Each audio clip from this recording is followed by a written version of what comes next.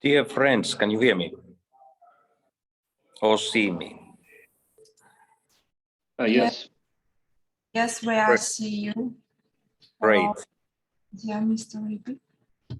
So are we ready to start?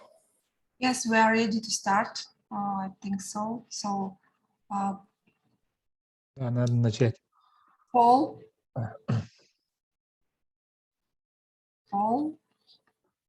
are you hearing me? And we can start. Okay. Great, thank you.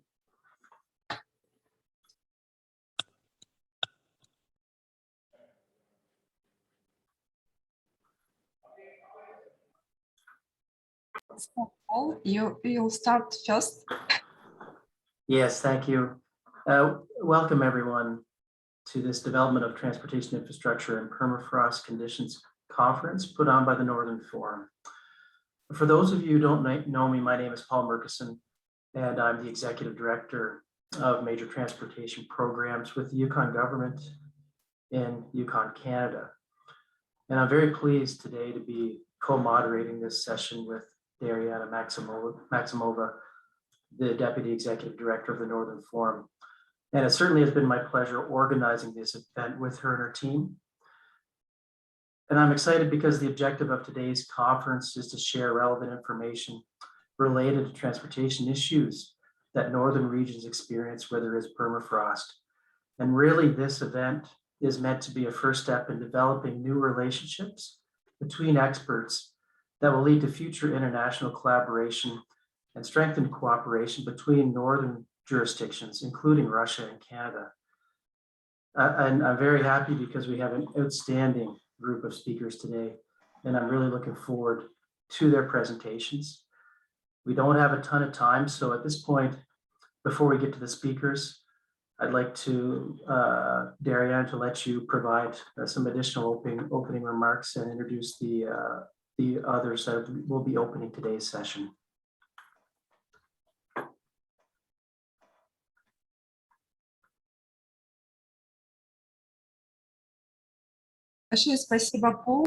Thank you very much, Paul. Hello, dear participants of our online conference that we have gathered today, dedicated to development of transport infrastructure in permafrost conditions. And I would like to present our welcoming speeches. We will have 3 today. And the first to speak will be Nikolai Viktorovich Korchunov, the Russian Foreign Ministry's ambassador at large and Russia's senior Arctic official to the Arctic Council. Please, Nikolai. Thank you so much, dear colleagues, dear friends. I'm not only our representative in Arctic Council, but I'm chair of the senior Arctic official at this stage, because Russia is chairing from the 20th of May this organization. So I would like to warmly welcome this online conference dedicated to such an important topic, and which we see as an example of the constructive engagement of the Arctic Council observers into the work of the Arctic Council. The development of transport infrastructure is an extremely important issue, since without infrastructure, neither economic nor socioeconomic development of the Arctic is possible. And these are the key priorities on the sustainable development agenda. The problem of the degradation of permafrost and the development of infrastructure, including transport one, in the Arctic are closely connected. Climate change and degradation of permafrost create new conditions for work in the Arctic region and force us to look for new technological solutions in the development of the northern territories and the development of resilient infrastructure in order to enhance the well-being of Arctic residents, including indigenous peoples. Ministerial declaration signed in Reykjavik this May especially emphasize as appropriate the importance of responsible, low emission and sustainable investment in and development of resilient infrastructure, including connectivity and transport networks that will benefit Arctic communities, helping to provide them with meaningful access to relevant public services, recognize the importance of collaboration with the private sector, and encourages partnerships on issue of common interest and capacity building. I would welcome further consideration of this vital issue and maybe elaboration of a joint project proposal that could be submitted to the Arctic Council Working Group on Sustainable Development. I wish you all fruitful discussion, new breakthrough ideas, and interesting viable insight. Thank you so much. Большое спасибо, Николай Викторович. Очень приятно, что вы нам пожелали хорошей работы, и мы постараемся, чтобы эта сессия действительно прошла в таком динамичном, да? And thank you for these words, and we will, of course, try to be very prolific in work. And next greeting is from the chair of the Northern Forum, the governor of Lapland, Mika Ripi. Please. Thank you. Dear participants, friends of the Arctic, I want to give a great greetings from Lapland, from the northernmost part of Finland. I'm county governor of region of Lapland and currently elected chair of the Northern Forum, which holds a great history of cooperation in the Arctic. Actually, now we are celebrating the 30 years of collaboration in the circumpolar area between the regions and the people. So I'm greatly honored to be here also today and to give greetings. First of all, from Lapland, of course, we are the northernmost region in Finland, approximately 100,000 square kilometers, 180,000 people living here, more reindeers than people. We are located in Arctic Circle. Actually, the capital of Rovaniemi is right in the Arctic Circle, and we are also the homeland of the Sami indigenous people. And of course, probably best known by the Santa Claus hometown is Rovaniemi. I'm very delighted that this authoritative group is joined together for this important theme. One of my focus in this chairmanship period is to join more different regions together in the Russian Arctic, in the Nordic Arctic, in the North American Arctic, to talk and discuss about the common challenges that we face together. The climate change is here and we are facing it, and we need more cooperation and collaboration. And I'm very certain that this kind of a dialogue that we are having today is going to be in a very important role in the future. Accessibility and transport issues are one of the most important things if we think about the future development in the Arctic. Although here in Lapland we don't have permafrost, but we are facing the changes and challenges of the climate change in everyday life. The growth of erosion, increasing level of snow depths and so on are affecting, for example, to our important brand of industries like forestry, tourism and mining here. So what we are facing are the challenges that are similar, and we must find solutions together. Once again, on behalf of the Northern Forum and on behalf of the Regional Council of Lapland, I want to thank you all for participating in this important session, and I wish you a very fruitful discussions. I hope that these will lead to more fruitful cooperation. Thank you very much.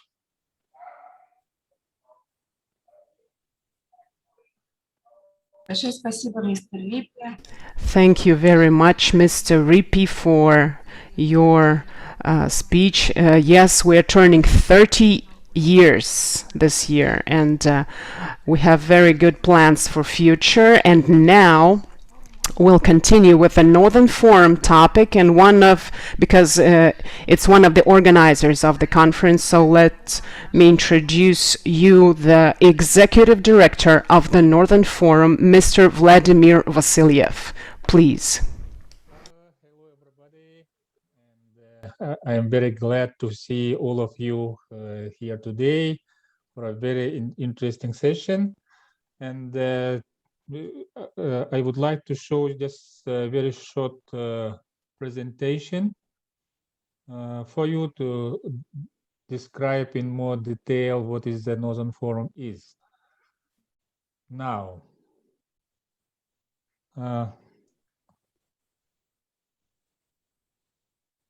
So just the Northern Forum development prospects. In what stage we are now today, and what priorities we have in our activities. Today we have just 12 regions from 5 countries. You can see on the map.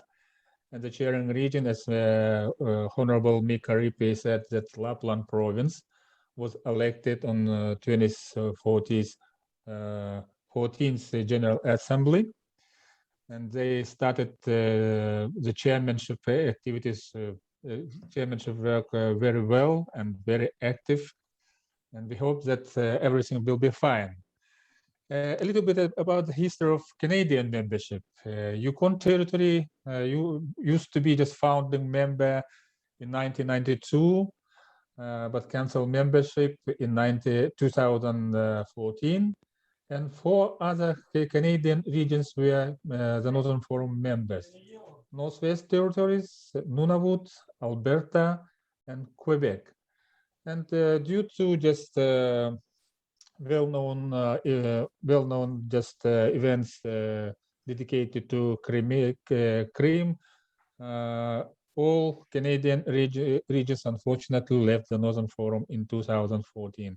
But I see that we have some progress now this year, and it's great news for us that we have now just the first meeting, online meeting of, I hope so, that we have just big series of Canadian and Northern Forum series.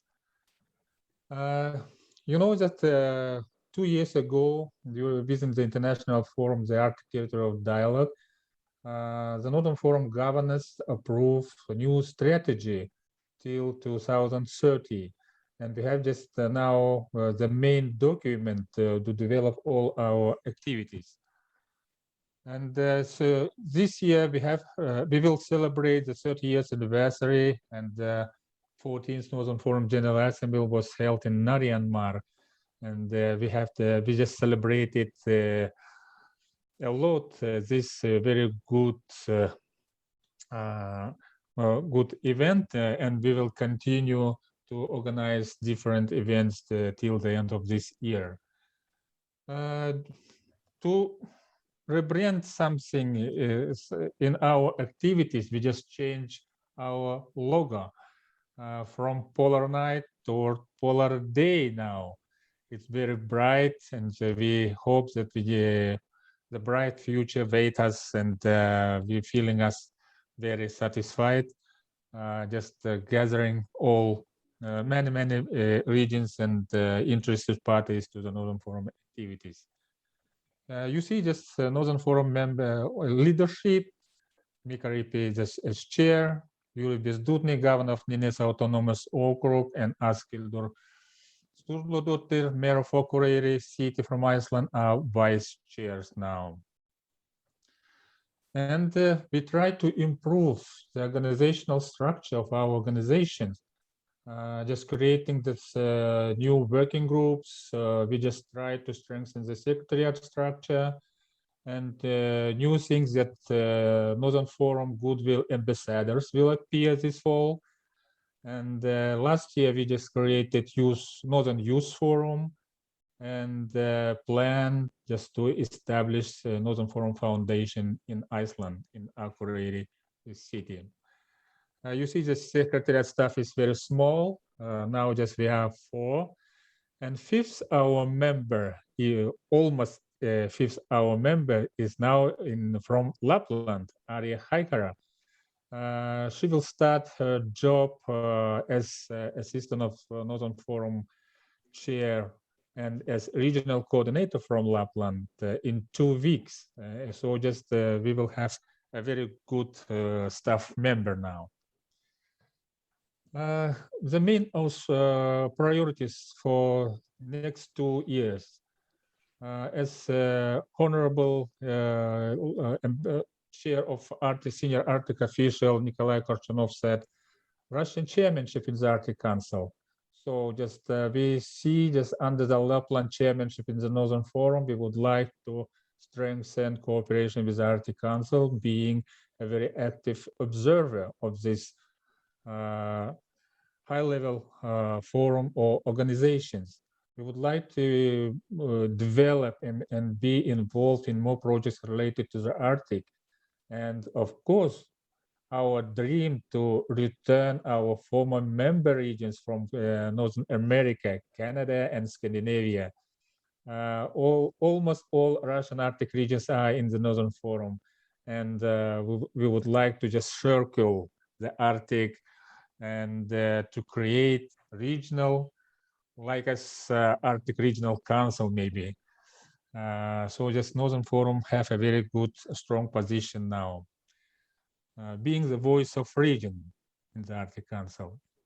And we are very proud that the Russian chairmanship in the Arctic Council invited us to be co-organizers or operators of very important international events.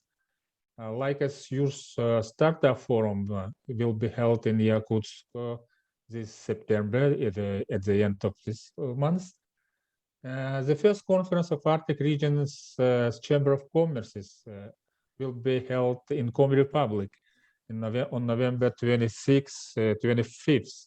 And we hope that the Canadian Business Association and Chamber of Commerce will join this big event. Next year, we have to organize Arctic Resilience Forum. It will be just a third forum.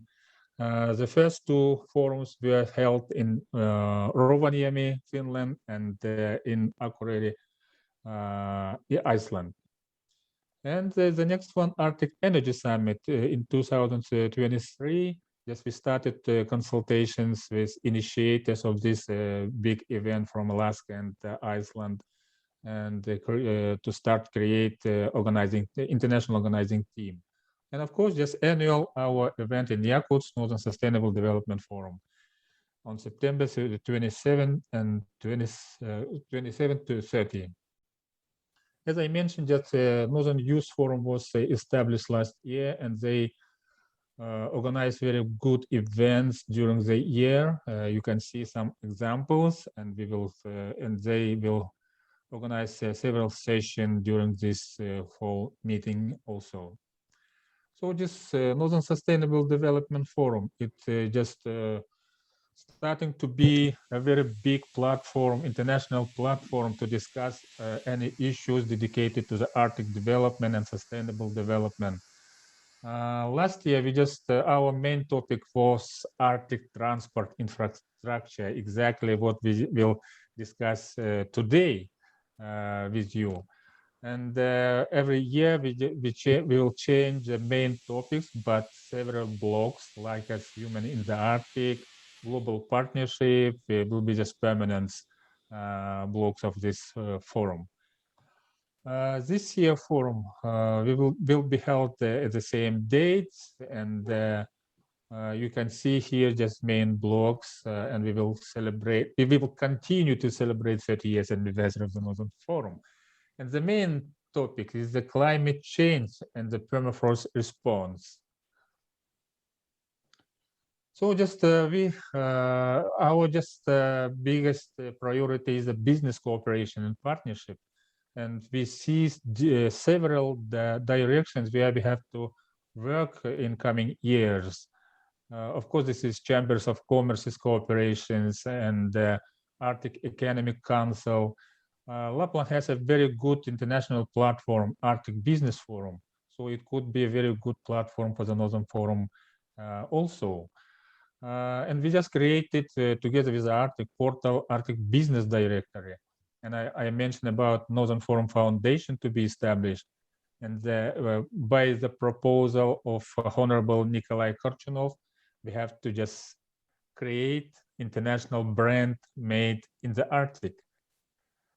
This January, we started with our business partner from Alaska, online events named Arctic Business Relations Circles. We just organized already 5 online events in different topics, and it was very good example and good experience, and we are very happy that now today we have just a very good event on transport with our Canadian partners and colleagues. And perhaps in the future, these two series can be combined in one, maybe not, just two series just from Alaska, with Alaskans and with Canadians, perhaps. So just you can see our website, and we are just in all main social media, and the highlighting work also organized through regional media of our member regions. That's all for now, just and so thank you for attention. I am just looking forward to a very, very good and interesting discussion. Thank you.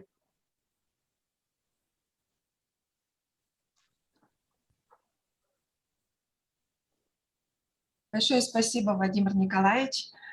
Thank you, Vladimir. And now we are starting the work of our online conference on development of transport infrastructure in Permafrost. As a co-moderator, I give the floor to my colleague, Paul Murchison. Please take over the floor. Thank you. Thank you, Dariana, and thank you, Ambassador. And Ambassador, thank you for your idea of that joint submission to the Arctic Council. I think that's a wonderful idea. Governor Raipi, thank you of Lapland. Thank you for your introductions. And Executive Director Vasiliev, I appreciate your introductions and that information on the Northern Forum. Now, as we turn to the presentations, I really do want to thank all presenters for taking the time to prepare and participate today. I know it takes effort, so thank you for that. As a reminder, as we go into the presentations, each presenter has a 10-minute time slot. So, as you know, it's important for us to be able to stay on track, that you stay within your time constraints today. The first speaker that we have today is Amanda Price. She works with my team, and she's the manager of programming and planning.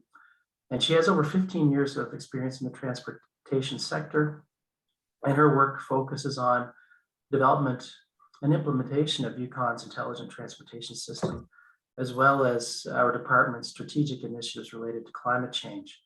So work includes densification of Uconn's electric vehicle network, geohazard risk assessment, climate risk assessment for our capital projects. So Amanda, the floor is now yours. Thank you. Thanks, Paul. Can you hear me okay? Yes. Great. And I'm just figuring out how to get my presentation loaded.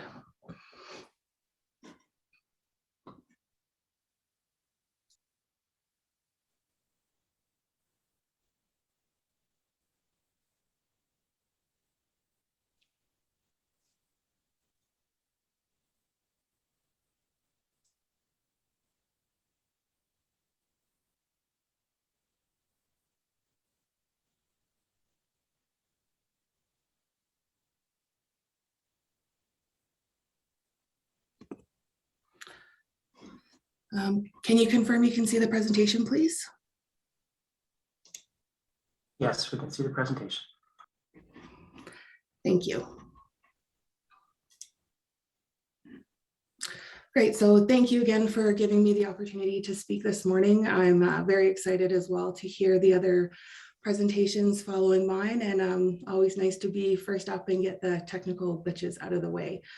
As Paul mentioned, my name's Amanda Price, and I'm happy to provide any additional information following the presentation. I can share our contact information, but this morning I'd like to speak to you about Uconn's intelligent transportation system, which is a series of sensors that we have across Uconn's transportation network.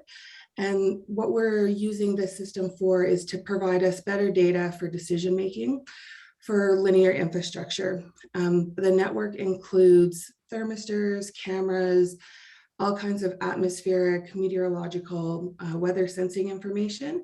And we are sharing this information with our provincial partners, other territorial agencies within Uconn government, our partners in academia, First Nations government, and as well as industry. The purpose of the intelligent transportation system, again, is to provide the division with better information to make decisions on, and I'll speak to that in a slide or two.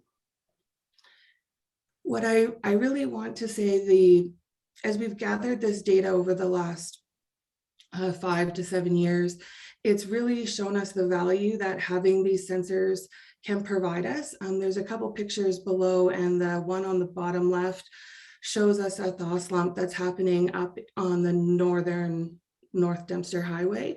And we've been through a very inexpensive project. We've been able to monitor this thaw slump, and we get updated camera images every hour.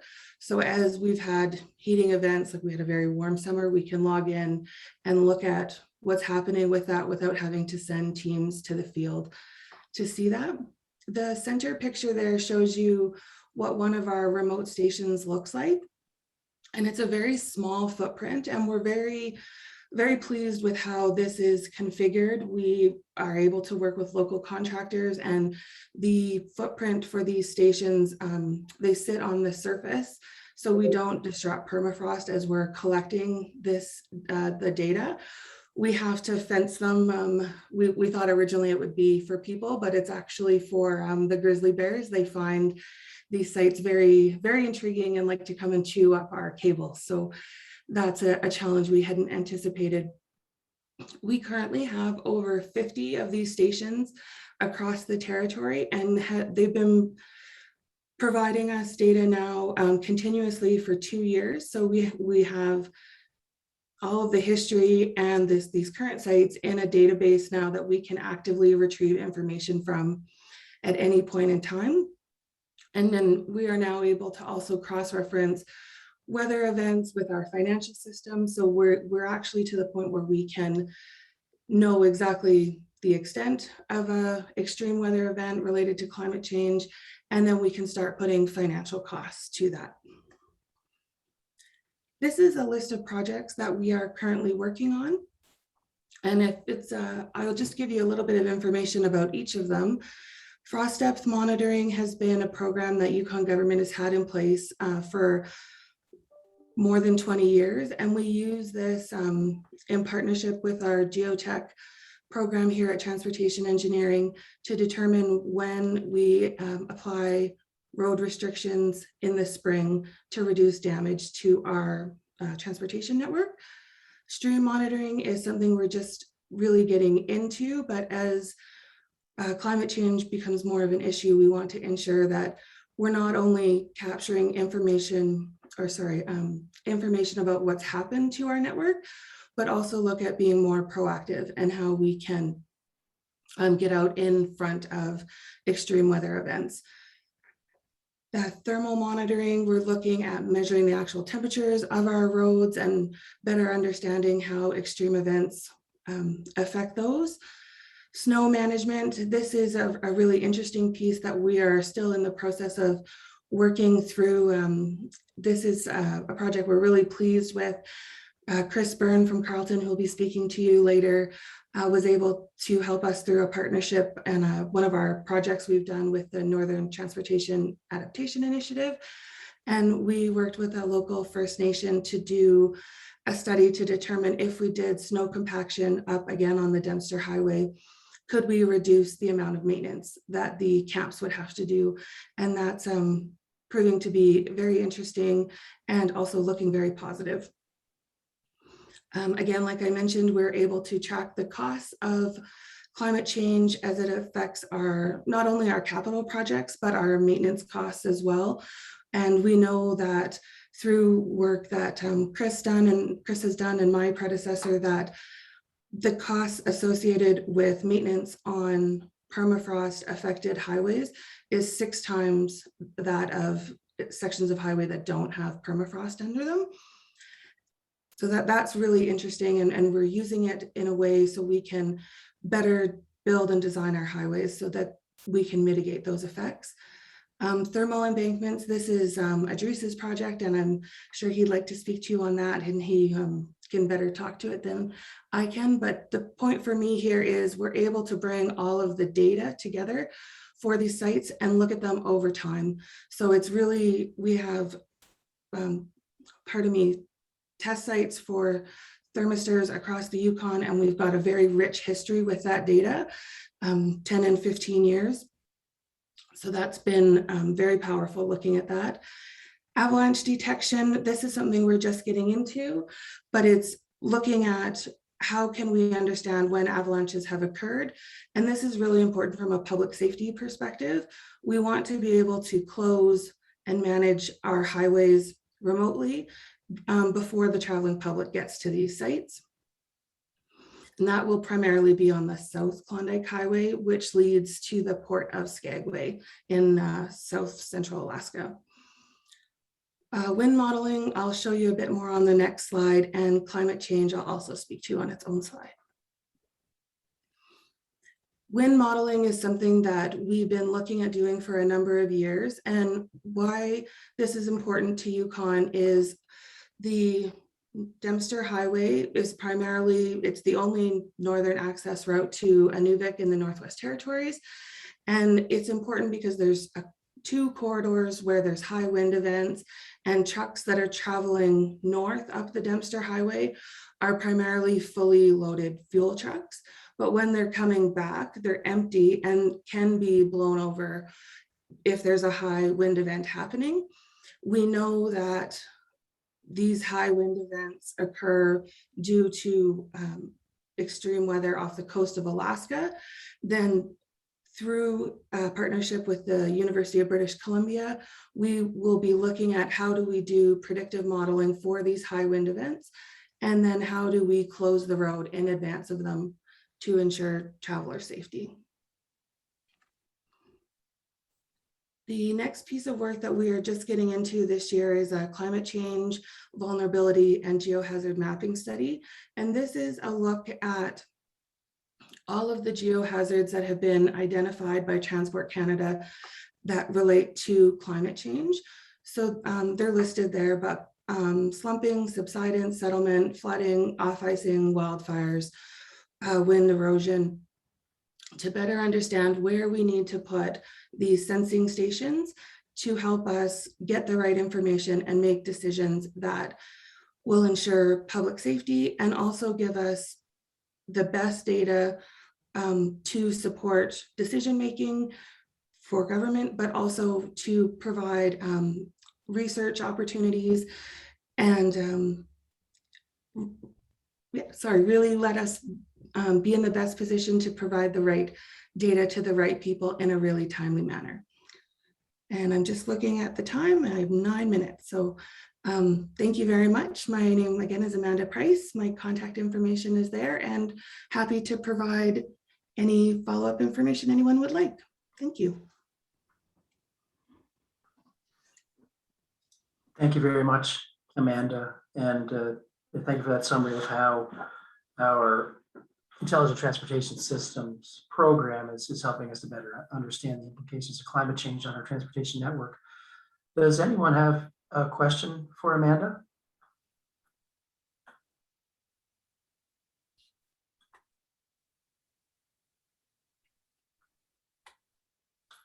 Great, thank you, Amanda.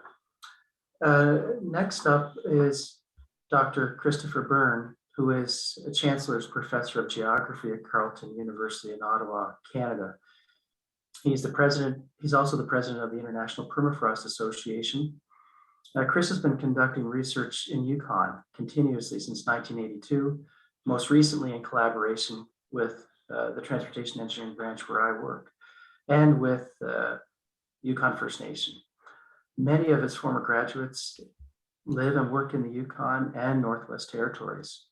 Dr. Byrne has published over 150 papers in journals and proceedings regarding permafrost in Yukon and our neighbor, the Northwest Territories. Thank you, Chris. The floor is now yours. Okay, Paul, can you hear me? Yes, I can hear you, Chris. Oh, okay, please could, Amanda, could you take your screen off so I can put mine up?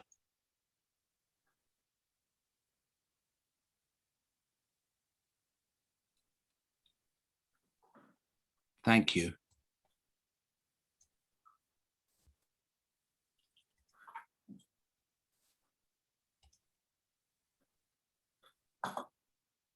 Here we go.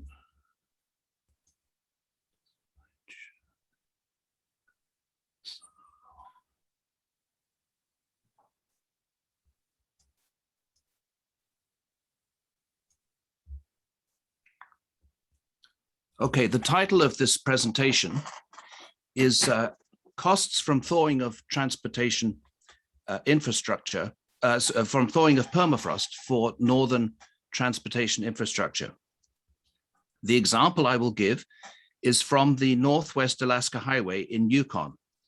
The financial analysis has been completed by Sarah Dominy of Uconn Transportation, and the work was possible because of the detailed financial records maintained by the government of Uconn. The context for the work is the great climate change in progress in Northwest Canada.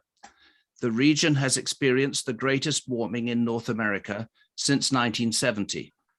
The change observed at Inuvik has been over 3.5 degrees Celsius in mean annual temperature during the last 50 years. The change is irreversible because the oceans cannot absorb the increases in atmospheric carbon dioxide that are causing global warming. The Alaska Highway from Dawson Creek in British Columbia to Delta Junction in Alaska was originally built as a gravel road in 1942. The route crosses discontinuous permafrost in southwest Yukon. The road was rebuilt in 1982 to 2002 throughout its 935 kilometers in Yukon as a rural highway with a design speed of 90 kilometers per hour. At that time, the road was given a cover of bituminous surface treatment, or BST. Sections of the road, like this one, have been rehabilitated since 2002 to maintain the service standard. We consider the westernmost 223 kilometers of the Alaska Highway in Yukon from near Destruction Bay, which is here, to the Alaska border. The study section was divided into segments based on permafrost occurrence beneath the highway. Knowledge of permafrost occurrence has been accumulated over more than 3 decades of engineering supervision of the route and inspections of numerous excavations. Permafrost susceptible areas were identified on a kilometer by kilometer basis. 7 segments, in total 191 kilometers, underlain by permafrost, and 6, which are 32 kilometers without significant permafrost, were identified. The 6 non-permafrost segments allow financial comparison with the permafrost segments. 86% of the route is underlined by permafrost, and this is comparable with the figure of 80% for distance underlined by permafrost determined by drilling back in 1976 for the proposed Alaska Highway gas pipeline, which was never built. The permafrost in southern Yukon has a mean annual temperature close to 0 and is sensitive to disturbance. The government of Yukon has installed thermistor cables at several sites in the territorial highway network in order to maintain and monitor the ground thermal regime beneath the center line of the road, at the toe of the embankment, and in adjacent undisturbed ground. One monitoring site, this one at kilometer 1715, is within the study area. Mean temperatures for 2016 to 19 from the 3 cables at kilometer 1715 are shown on the slide. These data indicate that the annual mean ground temperature in undisturbed permafrost is minus 0.4 Celsius. Curvature in the mean annual temperature profiles beneath the road and at the toe of the embankment indicates disequilibrium conditions and that permafrost is degrading, as with many roads in the discontinuous permafrost zone. The increase in annual mean surface temperature at a ½ meter depth due to road construction at this location is 1.5 degrees Celsius beneath the road surface and 2 degrees at the toe. These data suggest that throughout the study area, permafrost is not sustainable beneath the highway because annual mean temperatures are above -1.5 in undisturbed ground. The immediate financial consequences of thawing permafrost come from the deterioration of infrastructure that must be rehabilitated or reconstructed to maintain its service life. These expenses will increase with continuing climate change and its effects on permafrost, but there is little empirical basis to guide projections of such costs. Relevant financial data from Uconn are exceptional. In total, in the study area, 183 reconstruction projects were completed between 92 and 2006. The total construction costs were $238 million in 2018 money. Rehabilitation of the new sections began mostly after 2002. The total rehabilitation costs were $67 million. Total costs, project lengths in kilometers, and project costs per kilometer were determined for each contract associated with reconstruction or rehabilitation. The reconstruction was 25% costlier on permafrost, requiring about $120,000 per kilometer more in this terrain. Subsequently, rehabilitation of the highway above degrading permafrost has been required every 6 to 7 years. The annual per kilometer cost of maintaining these segments is $20,000, almost 5 times higher than for spreads built on seasonally frozen ground. These data provide the first assessment of the increased costs of maintaining infrastructure built on permafrost as thawing proceeds.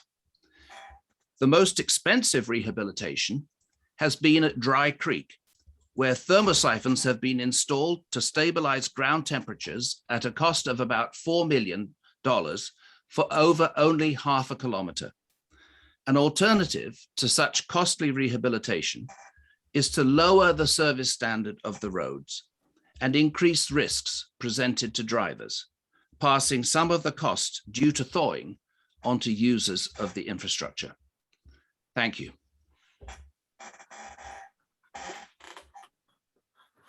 Thank you. Thank you very much, Chris, and for Dr. Byrne, and thanks for the work that you've done and helping the Uconn start to develop a better understanding of the financial implications of climate change. It is important for us as we look forward and planning, you know, how much we need to spend and how we will be managing our network into the future. Now, does anyone have questions for Dr. Byrne? Yes, if possible, just one. Can I? Excuse me, but do you have an idea what could be the cost of rehabilitation of the roads when the warming will be continued, like by 2050 year or something, middle of century? What could be a proximal cost? Is there any chances to evaluate the amount of the, the damage which can be caused, and then the cost of rehabilitation? Thank you. First of all, I would like to thank you, Dr. Brushkoff. Your name is very well known in Canada, and I'm pleased that you're able to be at this forum. The second question, my second point is that the main reason for problems with rehabilitation is the occurrence of ground ice. And if there is no ground ice beneath the road, thawing doesn't matter because there is no consolidation. So if a road is built upon bedrock, it will be in good shape whether the temperature is +10 or the -10. We do not have very good maps for ground ice occurrence beneath highways. And when the highways were built in the 1970s or earlier than the 1970s, most of the evidence we have for ground ice comes from 1 or 2 locations where every 100 kilometers, where there maybe was a small hole that was drilled to 5 meters depth. We don't have very good understanding of the extent of ground ice bodies. We have not, for example, run hundreds of kilometers of electro-resistance tomography over these roads. So we are not in the position to determine what is the thickness of ground ice beneath the road and what is the and what is the quantity of ice, the volumetric ice content. This makes projecting the costs into the future very, very difficult. We know that there are places in the roads which have had problems, but now the problem has disappeared because the ice has gone. The thawing has already finished. Thawing has not finished, but the amount of ground ice that is being thawed has been exhausted. And for that reason, I think it's very difficult to project what might happen up until 2050. What I would say, though, is that the chances of the costs increasing are greater than the chances of the costs decreasing. Well, thank you very much. Thank you. Thank you, Chris. I see that there is one more question, so we'll take one more question from Anna. Morning. Thank you very much. Professor, I have a question for you. The study is incredible. Would you suggest that this study is transferable to the other linear infrastructures such as railroads or similar? Thank you very much. Anna, it's a good question. The tolerance for deformation of the surface for a railway is much, much less than the tolerance for deformation of the surface for a road. We can run vehicles over the road, and we can reduce the speed limit. And we can also suggest that if there is a bad accident, it's because of the driver's fault, it's not because of the road's fault. So as deterioration increases, then for a road, there is a significant amount of deterioration that can be managed by the drivers themselves. In the case of the railway, it's a much more difficult problem. You can reduce the speed limit, or you can reduce the speed of the trains, but fundamentally the tolerance is much less than the tolerance is for a road. It's like an airstrip. On an airstrip, there are very well-defined tolerances for the sorts of airplanes that can land on airstrips that have deformation of different amounts. And so, for example, the deformation of the airstrip for a jet plane is much less for landing to be safe than it would be for a small single-engined propeller aircraft. So the part of the problem that we have in answering your question is that the tolerance for deformation varies with the transportation mode. If you have, for example, on a road, an asphalt surface, the asphalt surface is has less ability to withstand deformation than the BST. And the BST has less ability to withstand deformation than a gravel surface. And so the type of transportation mode affects the amount of deformation that we can tolerate. Excellent. Thank you very much. Okay, thank you, Dr. Byrne.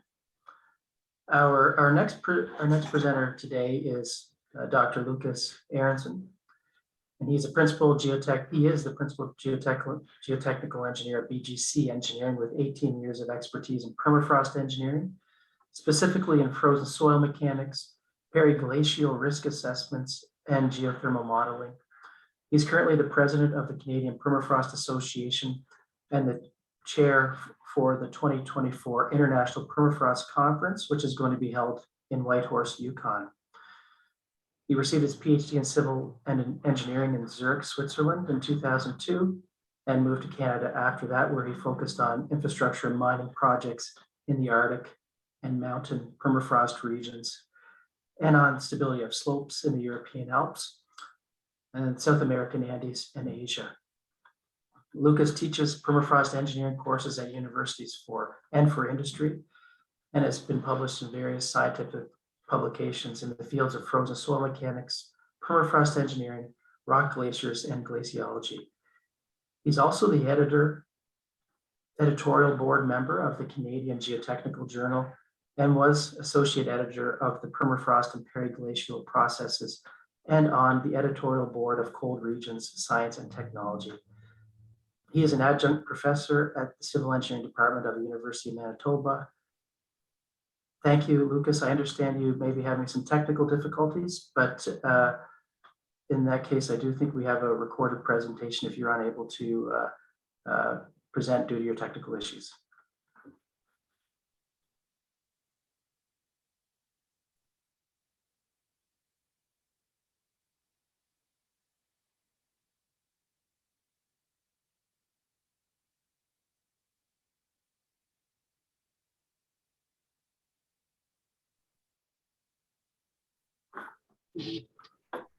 Paul, we will start in a few seconds.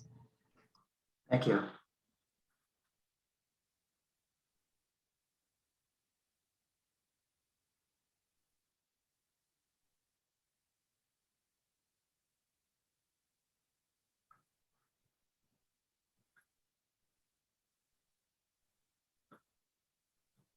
Would you like me to move to the next presenter while you work out any technical issues? Нет, мы сейчас начинаем презентацию. No, we will start now. Thank you. About the future of many state. I'm currently in Vladivostok. I recorded this presentation from therefore no people must transform of the branch next is process no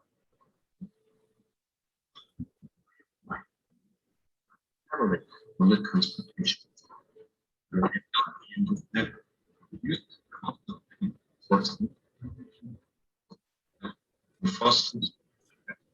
Lucas, are you able to hear me? It was already formulated in 2009. Repeat 13. It's built shows that transportation is not right off that. Lucas, are you able to hear me? Illustrate that here a map road network.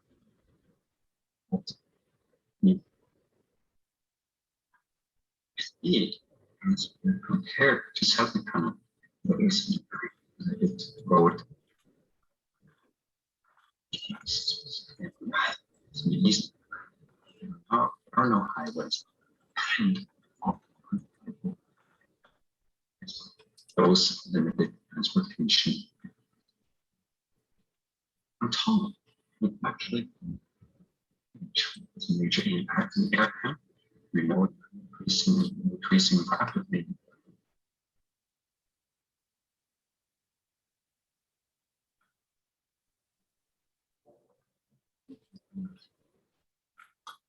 So I think what we'll do, given the quality of that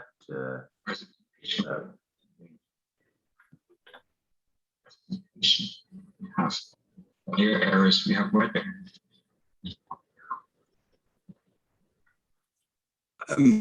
Paul, can you hear me? Now I can hear you. I can hear you.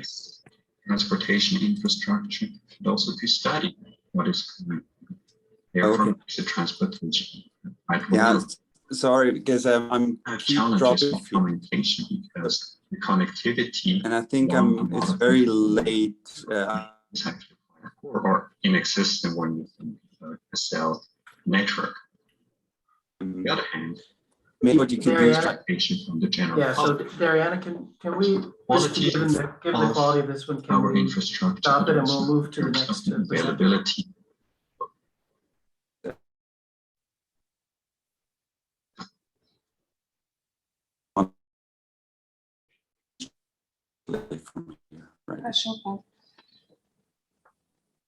Yes, that's unfortunate, Dr. Aronson. I was very interested in being able to hear your presentation. I think just as a result of the technical issues, it's very, very difficult for us to be able to understand your presentation. So apologies, everyone, and Dr. Aronson, my apologies as well. It's unfortunate. If we are able to resolve those technical issues, I certainly would like to be able to go back to your presentation, if we can. Our next presenter is Dr. Steve Kakel, who is a permafrost scientist with the Northwest Territories Geological Survey. His research focuses on permafrost and terrain stability in the Northwest Territories, and he's also interested in the influence of permafrost on infrastructure stability and making geoscience information accessible to the public. He is an adjunct professor in the Department of Geography and Environmental Studies at Carleton University. Welcome, Dr. Kakel. Looking forward to your presentation. Thank you very much, Paul.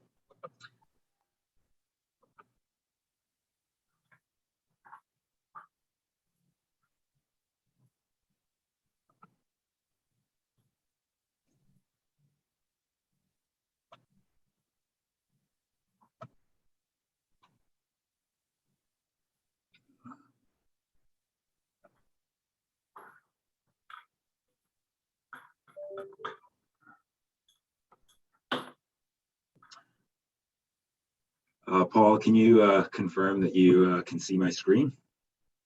I can see your screen and I can hear you clearly. Thank you. Okay, great. Thank you for the introduction, Paul, and for the opportunity to provide this presentation. Good day to the participants. Добрый день to the participants in Russia. Unfortunately, we weren't able to hear Dr. Aronson's presentation. I think mine would have followed nicely behind his introduction. In the next 10 minutes, I want to focus not so much on the technical aspects of permafrost thaw, but the importance in terms of supporting northern permafrost capacity to be able to interface between the knowledge generated by new science and engineering to enable and mobilize that knowledge in application. Almost half of Canada is underlain by permafrost, but up until recently, my colleague Fabrice in the Yukon and myself were the only two permafrost scientists that lived on permafrost in Canada. As permafrost issues increase in relevance and application to northern projects increases, that capacity has to change. It places northern jurisdictions as well as Canada at a disadvantage in applying permafrost knowledge. Now, in the Northwest Territories, the development of new infrastructure corridors, such as the Inuvik to Tuktoyaktuk Highway, have been a catalyst to develop new permafrost knowledge, as well as to secure funding from Transport Canada to improve this capacity gap.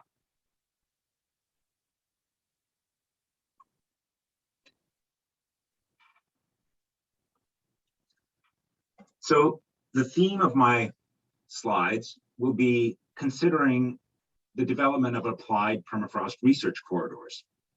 There's opportunities for northern jurisdictions to leverage infrastructure investment to conduct applied science and engineering. But in order for this to be effective, northern capacity in permafrost is required, first off, to support the development of permafrost data management systems. In Canada, northern jurisdictions are emerging as the greatest generators of new permafrost information.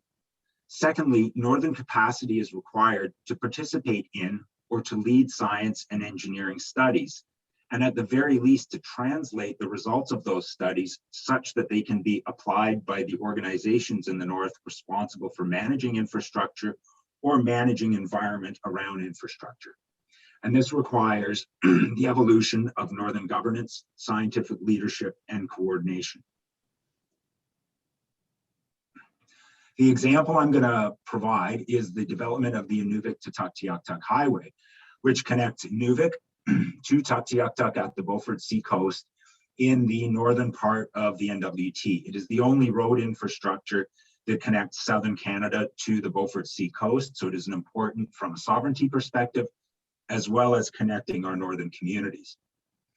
In the development of such a piece of infrastructure, which is a gravel road, a frozen core gravel road built over challenging permafrost terrain, a significant amount of information was collected to design the project. And in addition, a significant amount of infrastructure scientific infrastructure has been in place to monitor the performance of the road. The road has also created a catalyst. The region is now a hub for other researchers from other jurisdictions and other countries to come to this area to study permafrost, to study the environment around the infrastructure, as well as the infrastructure itself. So we have this large volume of information that by multiple groups that is being collected in this region. It becomes critical for northern jurisdiction like ours to have the capacity to be able to harvest this data and manage this data so that it can be used in decision making or for future infrastructure mitigation. Excuse me. When we think of a monitoring system, we also have an extremely valuable contribution from practitioner observation. And this needs to be collected in a systematic way such that it can be referred to in the future. And then in Chris's talk, he also indicated that systematic observation of infrastructure performance, as well as documenting the expenditures on infrastructure, also become a part of the monitoring system so that we can determine which parts of the infrastructure are costing the greatest amount of money and whether or not our mitigations are successful. So these are all part of a permafrost monitoring network around infrastructure, which requires coordination and planning. Due to influx of funds from Transport Canada through the Northern Transportation Adaptation Initiative, we were able to secure a position and that really was the catalyst to developing an NWT permafrost database. We've been able to recover significant amounts of ground temperature and geotechnical project data. And the second phase of the database is to create a publicly outward-facing portal where real data can be accessed as well as uploaded as new information along this infrastructure corridor is developed. And again, that information can be reused in subsequent studies, but it's also a catalyst. It's to bring interested parties to do research along this corridor. We can also use the infrastructure as a kind of a hub or an experiment for new science and engineering. And this is an example of a test section where Dr. Alfaro from the University of Manitoba and Dr. Guy Doré looked at embankment deformation along the Inuvik-Tutuk-Tiuk-Tuk Highway. We can also take the design data from the road infrastructure and the modeling and compare it against empirical information collected now to assess whether the road is performing the way it was intended to. And again, these types of activities can help inform future design. And then there's surprises with road infrastructure. In the case of our numerous stream crossings along the Inuvik-Tutuk-Tiuk-Tuk Highway, we've had down freezing and freeze dam development and the formation of off ice. So these are opportunities where fundamental science can look at new processes or processes that are occurring along the road infrastructure that can in turn inform future engineering design. But of course, all of this requires interaction and collaboration and sort of a coordinated approach such that new knowledge, not just data, can be shared amongst different parties. Along the Inuvik-Tutuk-Tiuk and the Dempster Highway corridor, there are also numerous areas of slope instability. So this creates, again, an immediate need for developing innovative systems to monitor in real time the development of slope instability. And this is, I think, something that Dr. Aronson would have addressed in his presentation. But also from a broader perspective, understanding the parts of the road corridor that are the most susceptible to these types of geohazards. So just to follow up, and for my last slide, the key points for transferring all of this knowledge and information into application, it requires an increase in permafrost capacity in Northern Science and in the infrastructure organizations. So individuals within transport departments, environmental management departments require individuals that are conversant in permafrost science and engineering. They may not be conducting that themselves, but we need to be able to have the capacity here to be able to take new information and apply it. Coordinating science and engineering associated with key infrastructure corridors is critical to be able to assimilate the information that's being collected so that we can utilize it to make practical decisions. And that requires coordination from within northern jurisdictions, as well as capacity. The ability to manage the data that is being brought to the forefront is also a critical component. And I think something that that most people that have experience on the ground would probably share is that fostering opportunities for knowledge exchange through things like field forums are things that hopefully we can look towards in the future again. And as a final point, enhancing northern permafrost capacity is the most important step towards mobilizing or improving the application of permafrost knowledge. And that is a quote from me, so that is my opinion. And I will leave you with that. So thank you for the opportunity to deliver this presentation. And if I have time, I will gladly take questions.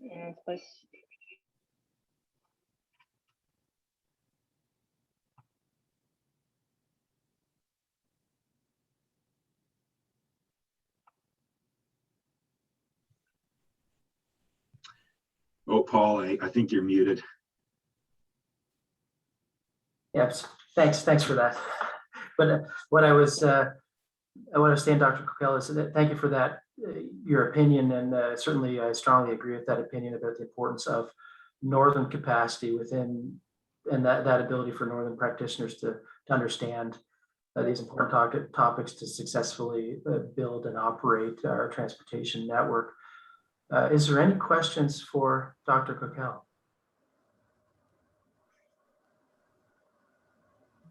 Well, again, if you let me. Yes.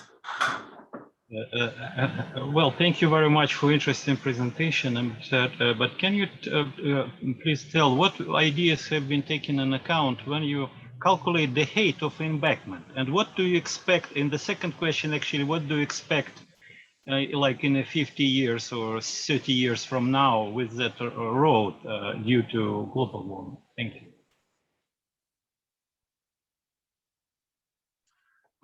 Thanks for your question, Dr. Brushkoff. So, I mean, I think with respect to the embankment, it was designed as a frozen core embankment, and embankment thicknesses were developed by the designers of the road such that an active layer would be maintained within the embankment. However, you know, with a road project, and again, I'm within a science organization, not within the organization that actually constructed the road. Some of the financial realities that are encountered with these types of projects actually required that the embankment thickness be decreased because essentially the resources to be able to meet the original design requirements were not available. So there was an element sort of during the construction phase where areas that were viewed as lower risk from where ice content of permafrost was perceived to be lower, the embankment thickness was decreased. But the design intent is that the road embankment remain as a frozen core road into the future. I can't tell you in terms of the time scale into which that was projected forward. But I mean, without question, as we see, even within the span of the road, it's existed for only a few years now. We've measured active layer thicknesses within the road that have exceeded those that were anticipated in the design phase. So I think from from a science perspective, there's just an incredible need to actually monitor the road and be able to mitigate appropriately in the areas that where the road is going to degrade. One of the other sort of unanticipated, I believe, design consequences is that drainage is a huge issue with this road development because it's built in very undulating terrain. I think there are over 360 culverts in the road, and many of them are small diameter. So because it's frozen core and in many places it is behaving as anticipated, concurrent with increasing late fall precipitation, freeze up of small culverts is become an increasing issue. So, and this has caused water problems and water management problems during the freshet. Thanks.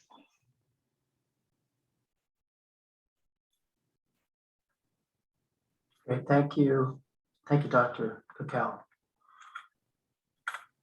Our next presenter is Dr. Fabrice Calmels, who is a permafrost and geoscience research chair at Uconn University's Research Center. He works on the impact of permafrost on landscapes, communities, traditional land, and linear infrastructure. Since 2000, Fabrice has studied permafrost in Nunavik, Yukon, and Northwest Territories, and has gained expertise from research that he has carried along airports and roads, as well as in communities. He's currently working on permafrost vulnerability studies with Yukon First Nations, and he's also assessing the impact of climate change on Yukon highways and contributing to the development of adaptation strategies in partnership with Yukon Highways and Public Works, my group. Thank you very much for your participation today, Dr. Calmels. Hi, can you hear me? Yes, I hear you. Okay, so can you tell me if my presentation is in full screen when I will share my screen? Yes, I'll tell you when your presentation comes up.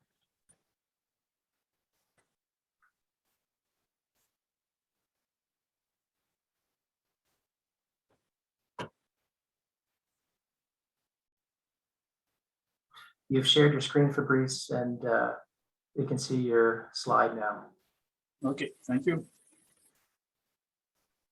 So my presentation indeed is the right follow-up for Steve's presentation, because he talked about highway corridor, and us now we are going a little bit more deeper in the scale, and we are going to see an issue at the site level.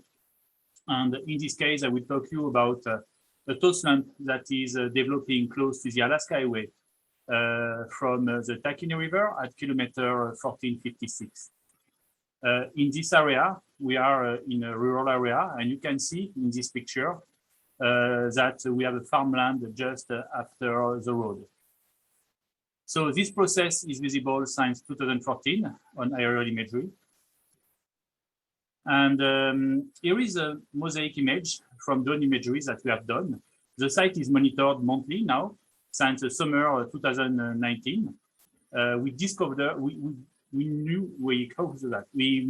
this landslide quite recently, indeed, like 2 years ago, and it's triggered huge concern about the highway because of this risk.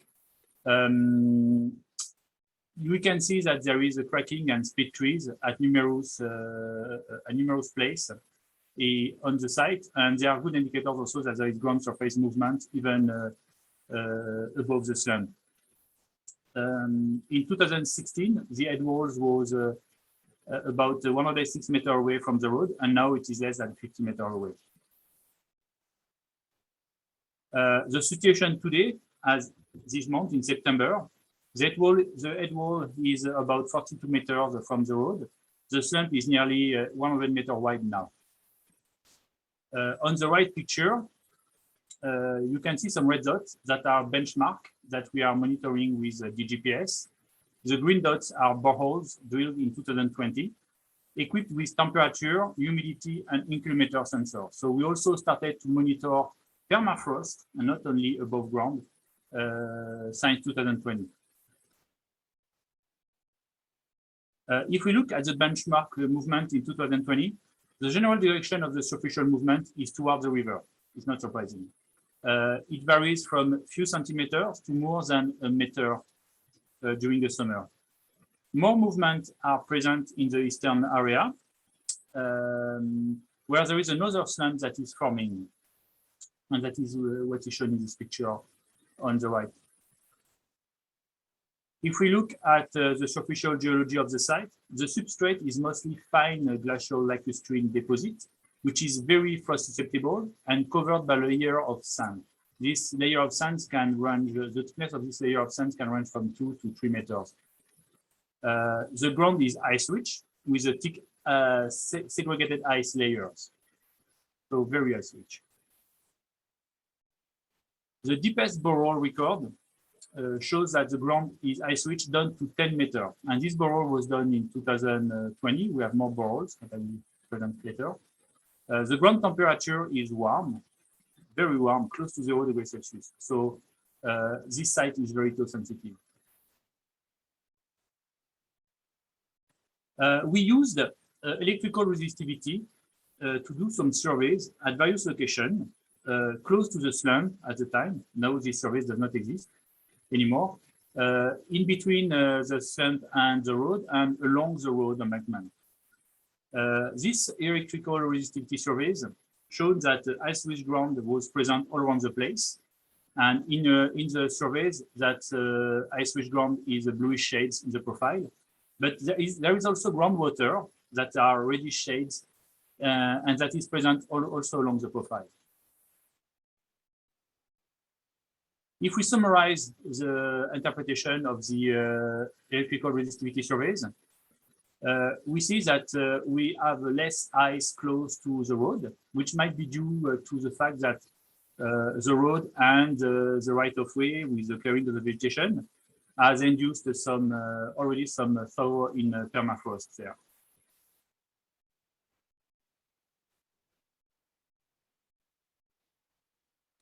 This year, Uconn University and Uconn Highways and Public Works have contracted 8 boroughs to better assess the site, but also to host an alarm system prototype. So we are starting to think about an adaptation and remediation, at least prevention of the risk caused by the tow slump. The location were decided based on the ERT surveys. Here are the location of the 8 boroughs, and some were done at the foot of the embankment, some were on the top of the road and close to the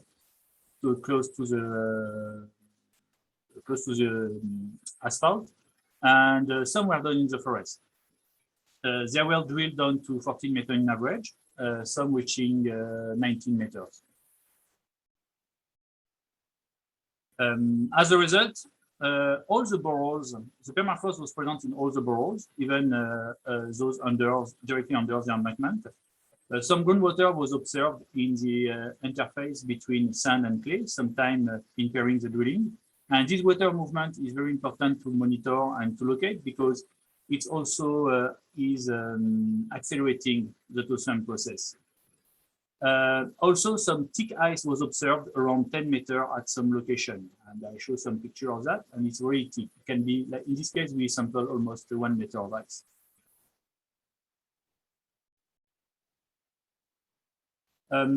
Because we were interested in water and in ice, we tried new technology, well, for us at least, to investigate the groundwater flow and to understand the ground ice distribution. And we did 3D electromagnetic surveys and 3D electrical resistivity surveys in a 40-meter square area. For visualization, we use always the same color code, which is a blue shade is ice and red shade is wet or warm. So here is a mix of electromagnetic and electrical resistivity surveys with the ERT. With the ERT only showing the location of ice-rich ground. The roadside has been reddish, which means a warmer or wetter condition.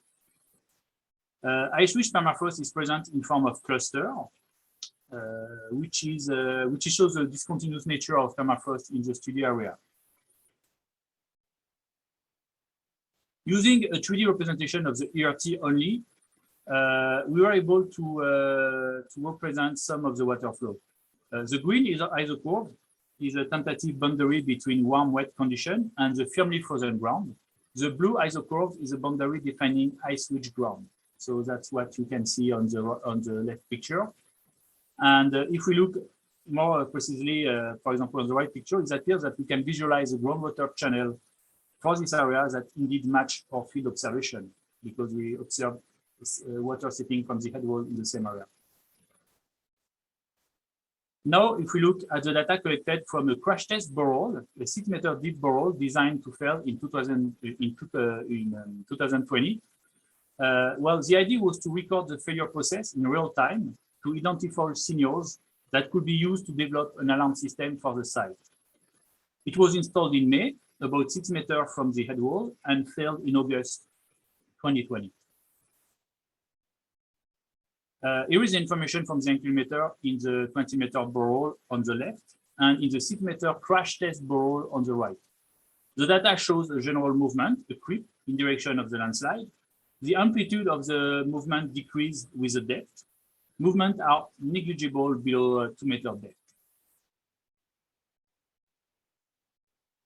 Looking at the timing of the event, as the head walls come closer, movement increased and intensified 6 days prior to the failure. So that's what we shown on the left. And the speed of the movement accelerates also. That is what is shown on the right diagram. Looking at the recorded ground temperature, a warming trend appears in the first meter also 6 days before failure. It agrees with the inclinometer data. Those trends could be used in real-time monitoring array to trigger an alarm system. There was no correlation that was found between air temperature, precipitation record, and borehole data. Yet it may not be the same type of dynamic for the head wall. So here is a diagram representing an alarm system prototype that was developed during a joint project with Laval University and funded by Transport Canada. It used loggers communicating with a gateway connected to the internet and uploading data each hour on the server, where they can be analyzed and used to trigger a warning with a proper algorithm. So the boreholes are done, and it's really a test site for us to run this alarm system. And we also found a host, farmers that accepted to host our gateway, located 1 kilometer from the slum, which is not a lot for the type of communication that we use. And we are currently equipping boreholes with inclinometer and temperature array. And the system should be functional this month. And that's the end of my presentation. Thank you. And I wish to thank Transport Canada for his support for this project. Thanks. Thank you, Dr. Kalmels, and thank you for your work. This is an area where our transportation infrastructure our highway is put at risk by this failure caused linked to climate change. Are there any questions for Dr. Kalmels?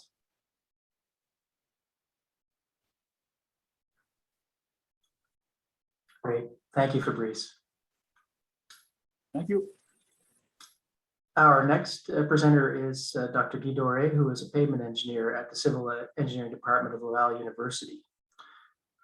He teaches several road pavement courses and is very active in research on pavement response and performance in cold climates, as well as on permafrost engineering. Amongst many other publications, he co-authored the books Cold Regions Pavement Engineering, published by the American Society of Civil Engineering Press and McGraw-Hill. He also published guidelines for development and management of transportation infrastructure in permafrost regions through the Transportation Association of Canada. He currently holds the Natural Sciences and Engineering Research Council of Canada Industrial Research Chair on the interaction between trucks, climate, and pavements, and he manages the ARCLIC Research Program on permafrost. Welcome, Guy. Looking forward to your presentation. Okay, can you confirm that you can hear me clearly and that my presentation is on the screen? Yes, thank you. Okay, well, good day, everyone. I'm very glad to be here to present some of the results of the ARCLIC Pavement Engineering Program, and specifically the work that led to a thermal stabilization approach for embankment built on thaw-sensitive permafrost. I'm listing on the right side the number of students that were involved in these developments. So they actually made most of the research required to achieve the results. So essentially, when you're in permafrost environment, and you're doing engineering, the challenge is to deal with a very fragile system. So we all know that permafrost is a sensitive environment, and the stability of the permafrost essentially depends on a stable climate and undisturbed surface and soil conditions. So climate is no longer stable. It's changing very rapidly, and anytime we do some work, on the surface, we unavoidably disturb soil surface characteristics.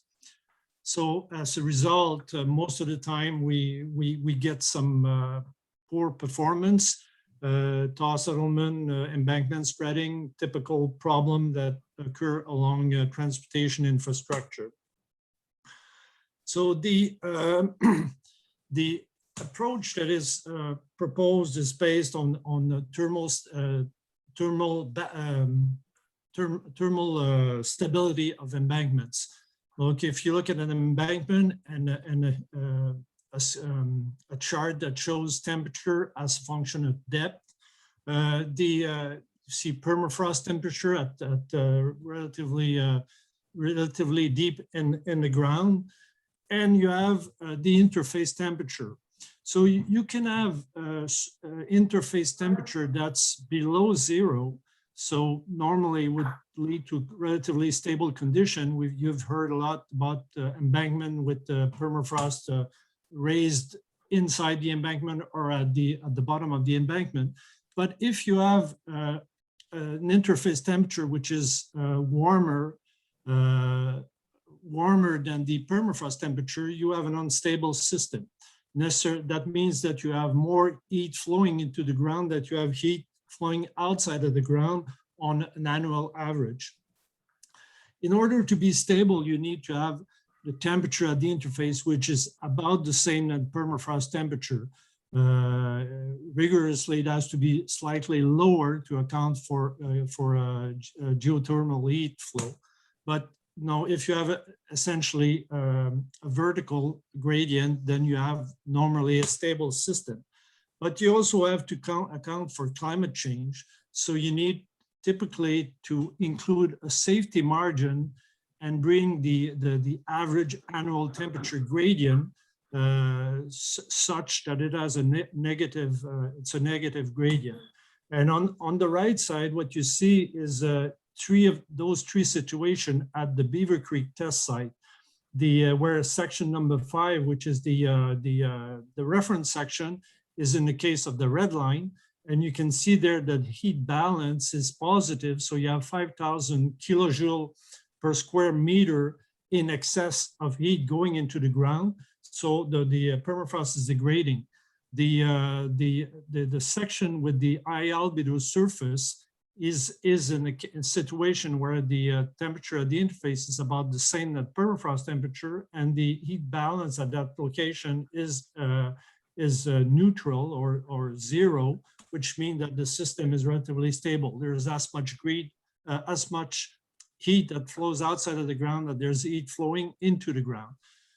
And if you want to have some safety, if you look at section number 1, where there's an air convection embankment, you have a much colder temperature at the interface than permafrost temperature, and you have a situation where you're extracting more heat from the system, that there's heat flowing into the ground, so you have a safe, stable system. So based on that principle, there's 2 approaches that has been proposed in the program. So first of all, the interface temperature correction approach. That approach is based on an index called Interface Temperature Correction Index, ITC, that is actually the required correction of temperature, which is illustrated on the figure on the right, to come up with a stable condition. and considering climate change. And the ITC is used to modify relevant design parameter based on empirical relationship. So that's one approach, a relatively simplified approach. And the second approach is based on the heat budget. Essentially, the idea is to calculate the heat budget, and then to, if the heat budget is positive, then recommend stabilization technique, which is designed to extract enough heat to balance the system.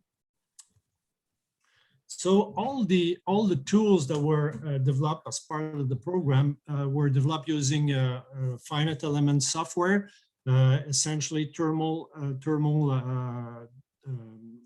simulation software.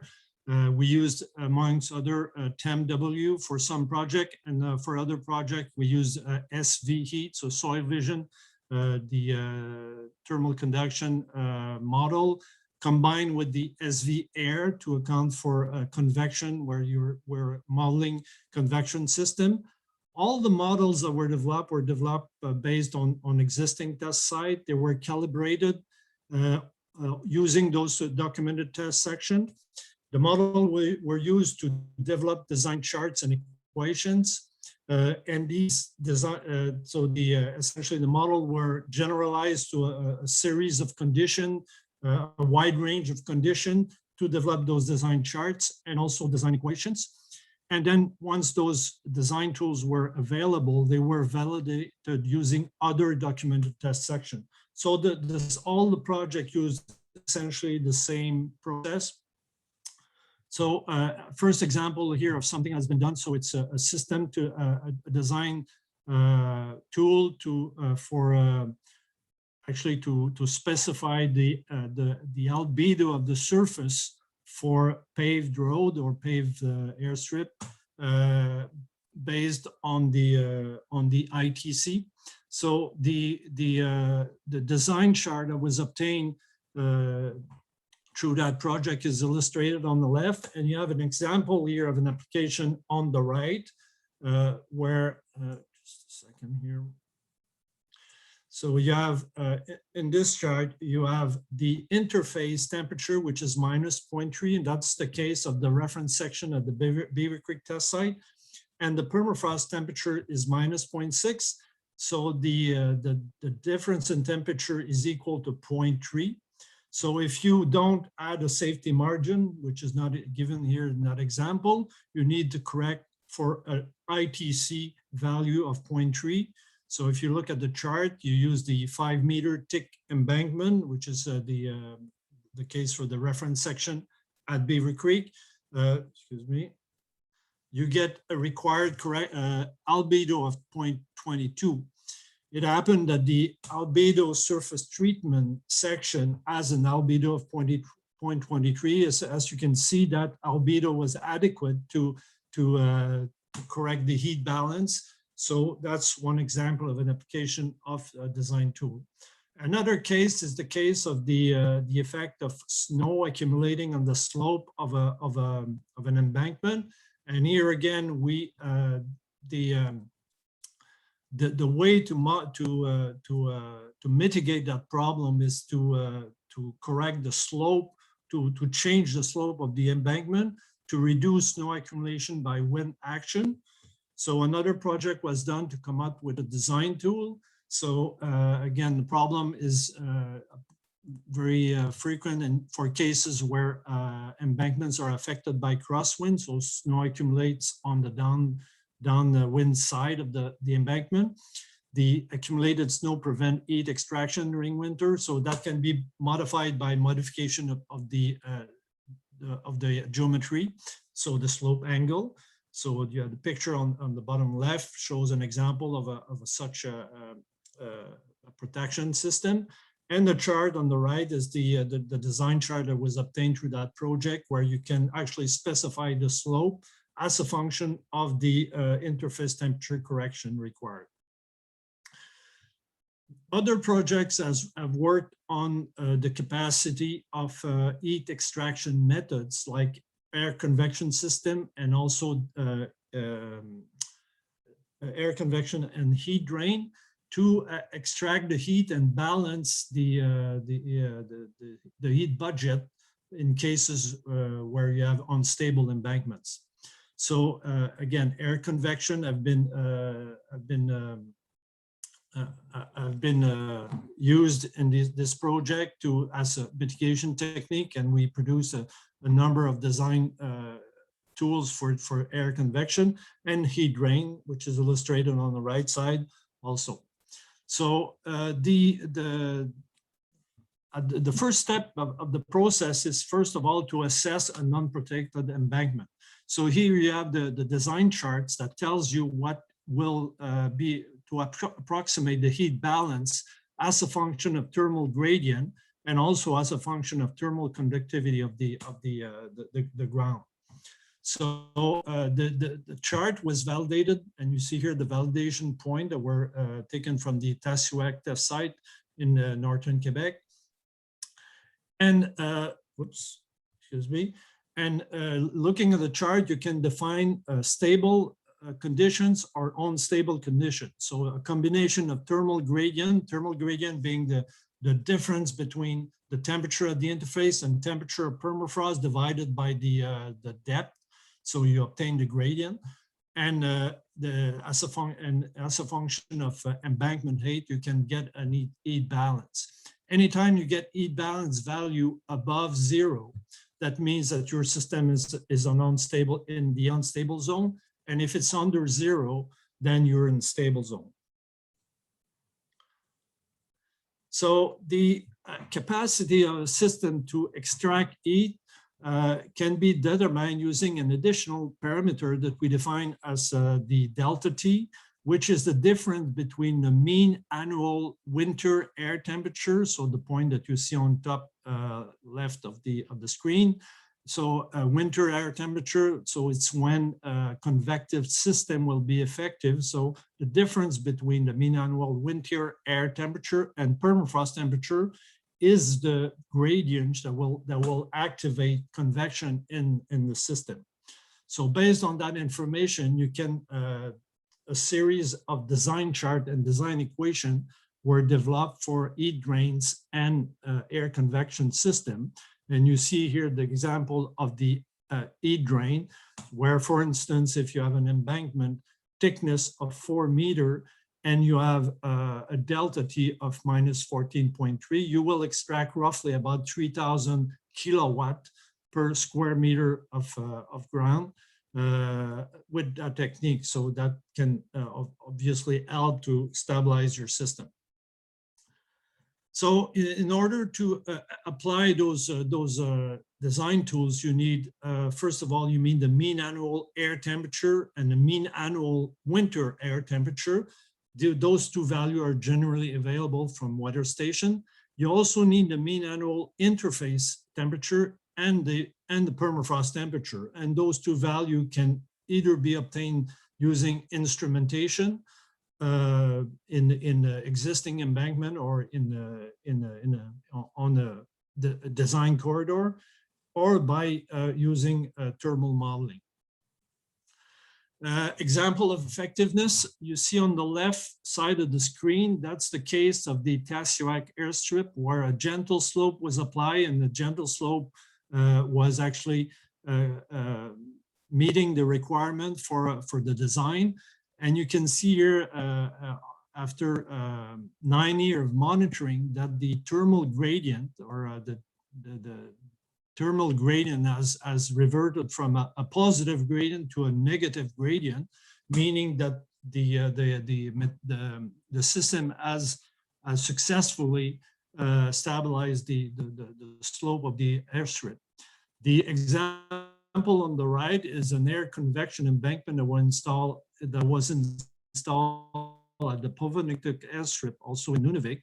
And this is a much more difficult system to stabilize, because you can see in the depth between -1 and -4, it's a thallic, so you need to refreeze that thallic, but you can see that the temperature are evolving towards stability progressively. This is a almost 10 years of monitoring. So in conclusion, so the idea was to develop simple but sound design procedure for thermal stabilization of embankment built on thaw-sensitive permafrost.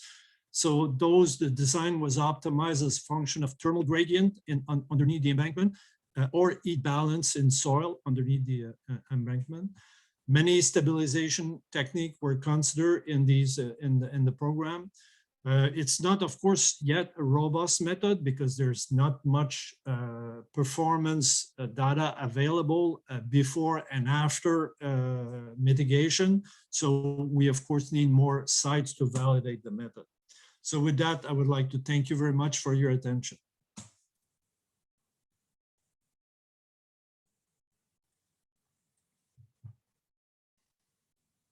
You're muted, Paul. Thank you. Sorry about that. So I see there's one question for you, Dr. Dory. Thank you for your presentation. Anna, do you have a question? Thank you very much for the presentation, Professor. Of very interesting research, incredible work.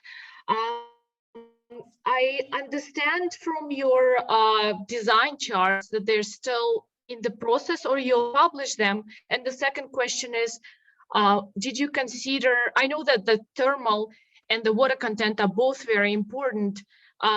Is any soil type for embankment is also considered in design charts or it's still in a process? It's the design charts as you've as presented are actually final. They're published.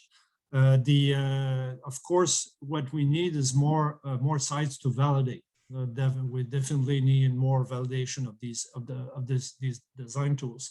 You said that you have to consider different water content, things like that. All this actually will affect the thermal conductivity, which is one parameter that's considered in the method. Of course, there's things that are neglected in the procedure because we want the procedure to be simple. So there's things like, for instance, advection by moving water that is not considered in that analysis, but further work could allow to include something to calculate the effect of advection. So did I answer adequately your question, Anna? Yes, thank you so much. I will look further into the publication. Thank you. Thank you. Thank you. I see there's one more question, Igor. Hello, everybody. Professor Guy, thank you very much for interesting presentation. I have two questions. The first question, you mentioned that in your calculations, you use a mean annual air temperature for calendar year, but the calendar year is 3 seasons. It's from January to December. It's freezing, thawing, and freezing again. So would it better to use the mean annual air temperature for water year starting in October with the freezing season? I think you're referring to the mean annual winter air temperature, which is used in one of the. I'm referring to mean annual air temperature. You said that you have parameters on the slide that you need the winter average winter temperature and average mean annual air temperature. The mean annual air temperature would be used to model in a model to well, actually we don't directly use the mean annual air temperature. We use interface temperature and we use the mean annual winter air temperature. Mm-hmm. Winter air temperature is defined as the average temperature during the period when temperature goes below 0 degrees Celsius until it goes above 0 degrees Celsius. So it's not the 21st of December to 21st of April, of March. I see. Thank you. And the second question, what do you think about the Taktayatuk Highway with all these mitigation techniques? And Taktayatuk Highway was built with a strategy to preserve the ice core. It means to preserve the permafrost.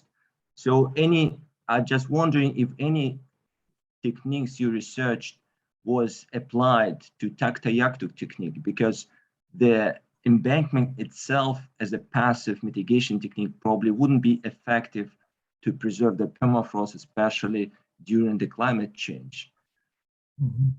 None of the mitigation technique I've presented were used on the ITH, in the Victor Taktayaktük Highway.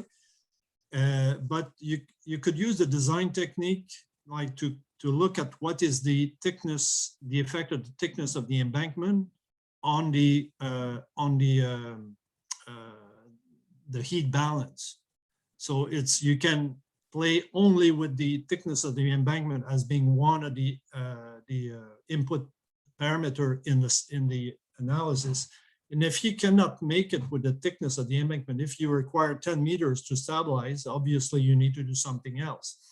So again, embankment thickness is one of the factors, so it can be used to see can that be stable, considering an existing embankment thickness, for instance, of 3 meters.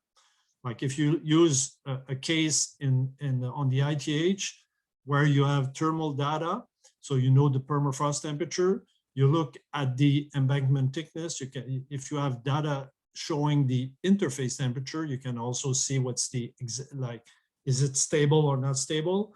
But you can also use the thickness of the embankment to assess the stability.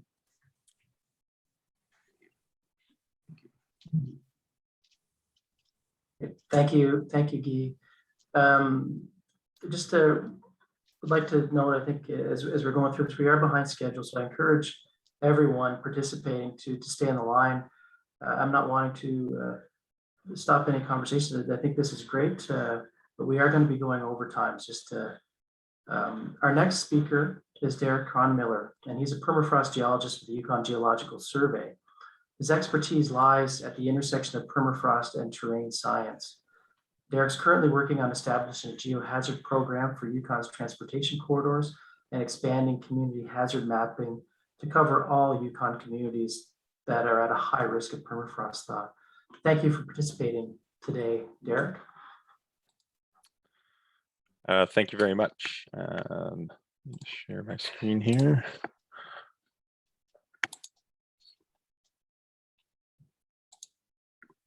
Okay, can you see that there? Yep, they can see it and can hear you.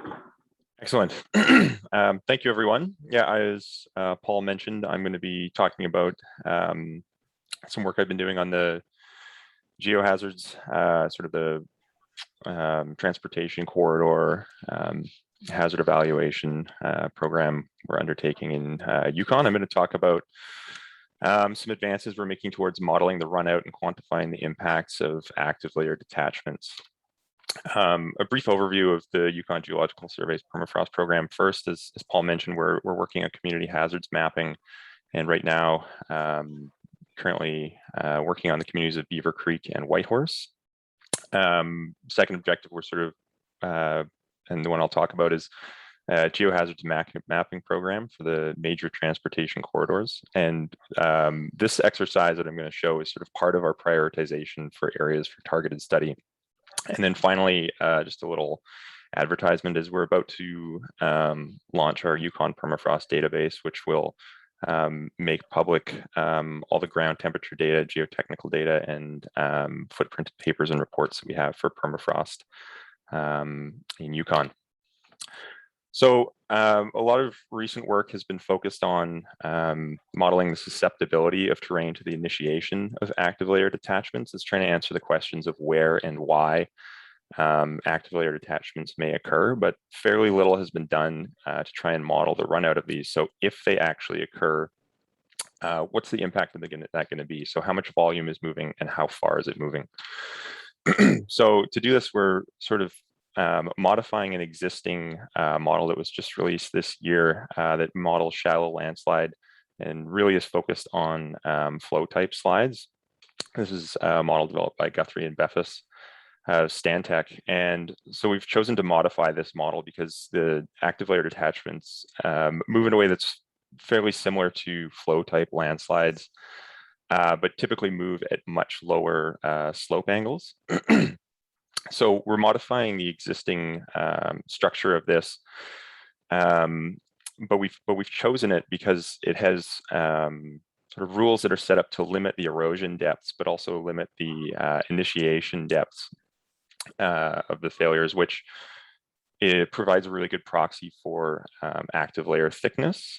And this is a probabilistic model. So every time you run it, you will actually come up with a different result, which sounds like it's bad, but really, in my opinion, that's one of the best ways to simulate slides, especially on more of a regional scale, is to get an idea of all the possible paths it may take. So the model uses a bunch of different rules for deposition, spreading, and erosion based on slope classes.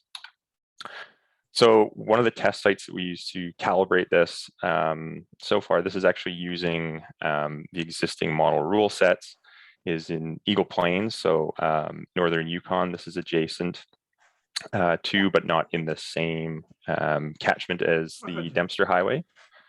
And you can see in the upper figure there's some delineations of active layer detachments, and then the model run in the lower figure. The blue is a single model run with a 50 centimeter active layer, and then the orange is a composite of 100 model runs with a 50 centimeter active layer.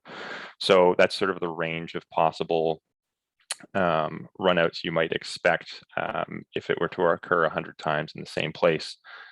You can see it's not a perfect fit, but it's close, and I'll get to that a little bit better. And then what we're ultimately aiming for, although it's a bit of a fantasy at this point, is what's shown in yellow in that lower figure, which is, can we simulate what the runout would be of a thickened active layer by just sort of controlling parameters within the model.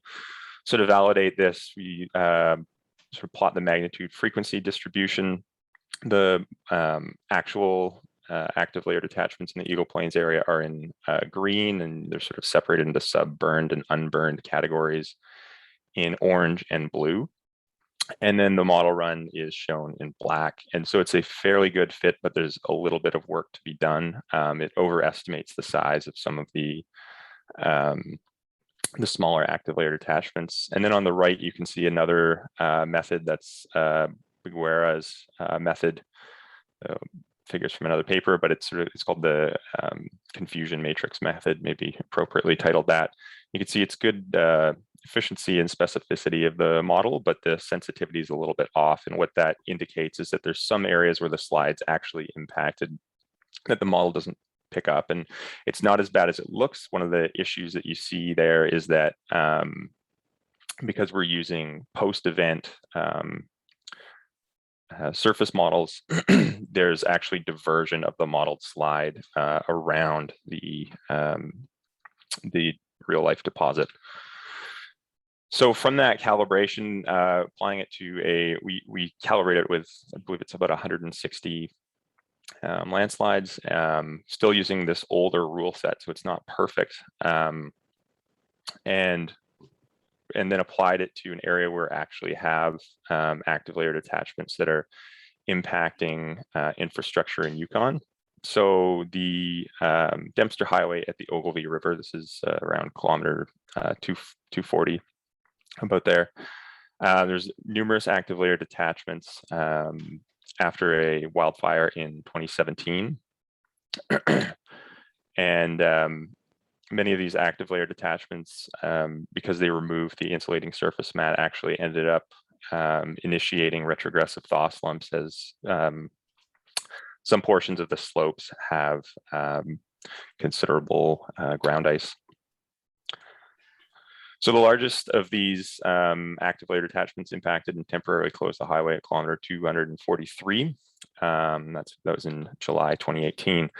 And so based on that calibration, you can see a single simulation of these events on the left and 100 simulations on the right. The colors on the left indicate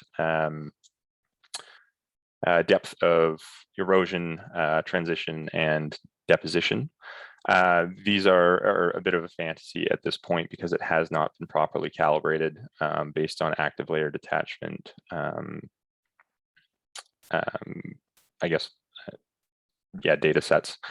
And so that's one thing that we're in the process. This is based off of standard debris flow rules. The other thing you'll notice is in black, that's the actual event boundaries. There's some sort of faint black polygons on their dashed lines.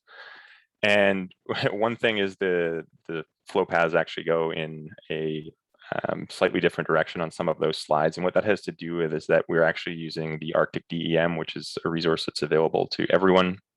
And it's been resampled to 5 meters and then filtered many times to remove microscale imperfections. But because it's not bare earth and because of the methods used to generate it, there are a number of macroscale imperfections that actually reroute things. Despite that, it's something of a reasonable result. But what we're really after is being able to quantify the amount of mass that's coming down and depositing, so that when we run these simulations, we can come up with an idea of how much mass is likely to impact highways and where, which will allow for better planning of maintenance in the future. So in conclusion, an existing tool by Guthrie and Beffus appears to give credible active layer runout, active layer detachment runout estimates. However, the volumes, which is one of the key components that we're really after, is not yet functional. Hopefully this tool works out and can be used for hazard assessment and decision-making along transportation corridors in particular. We're aiming for predictive capacity, so being able to vary active layer thickness so that we can actually account for the hazards of the future, maybe further runouts, higher volumes than what we see today. And then finally, because we're still in sort of the calibration phase of this, if anyone has active layer detachment data sets that they'd like to contribute, they'd be a very welcome contribution. Thank you very much. Thank you very much, Derek, and thanks for the work that you're doing to help us better understand the hazards along our highway network. Are there any questions for Derek?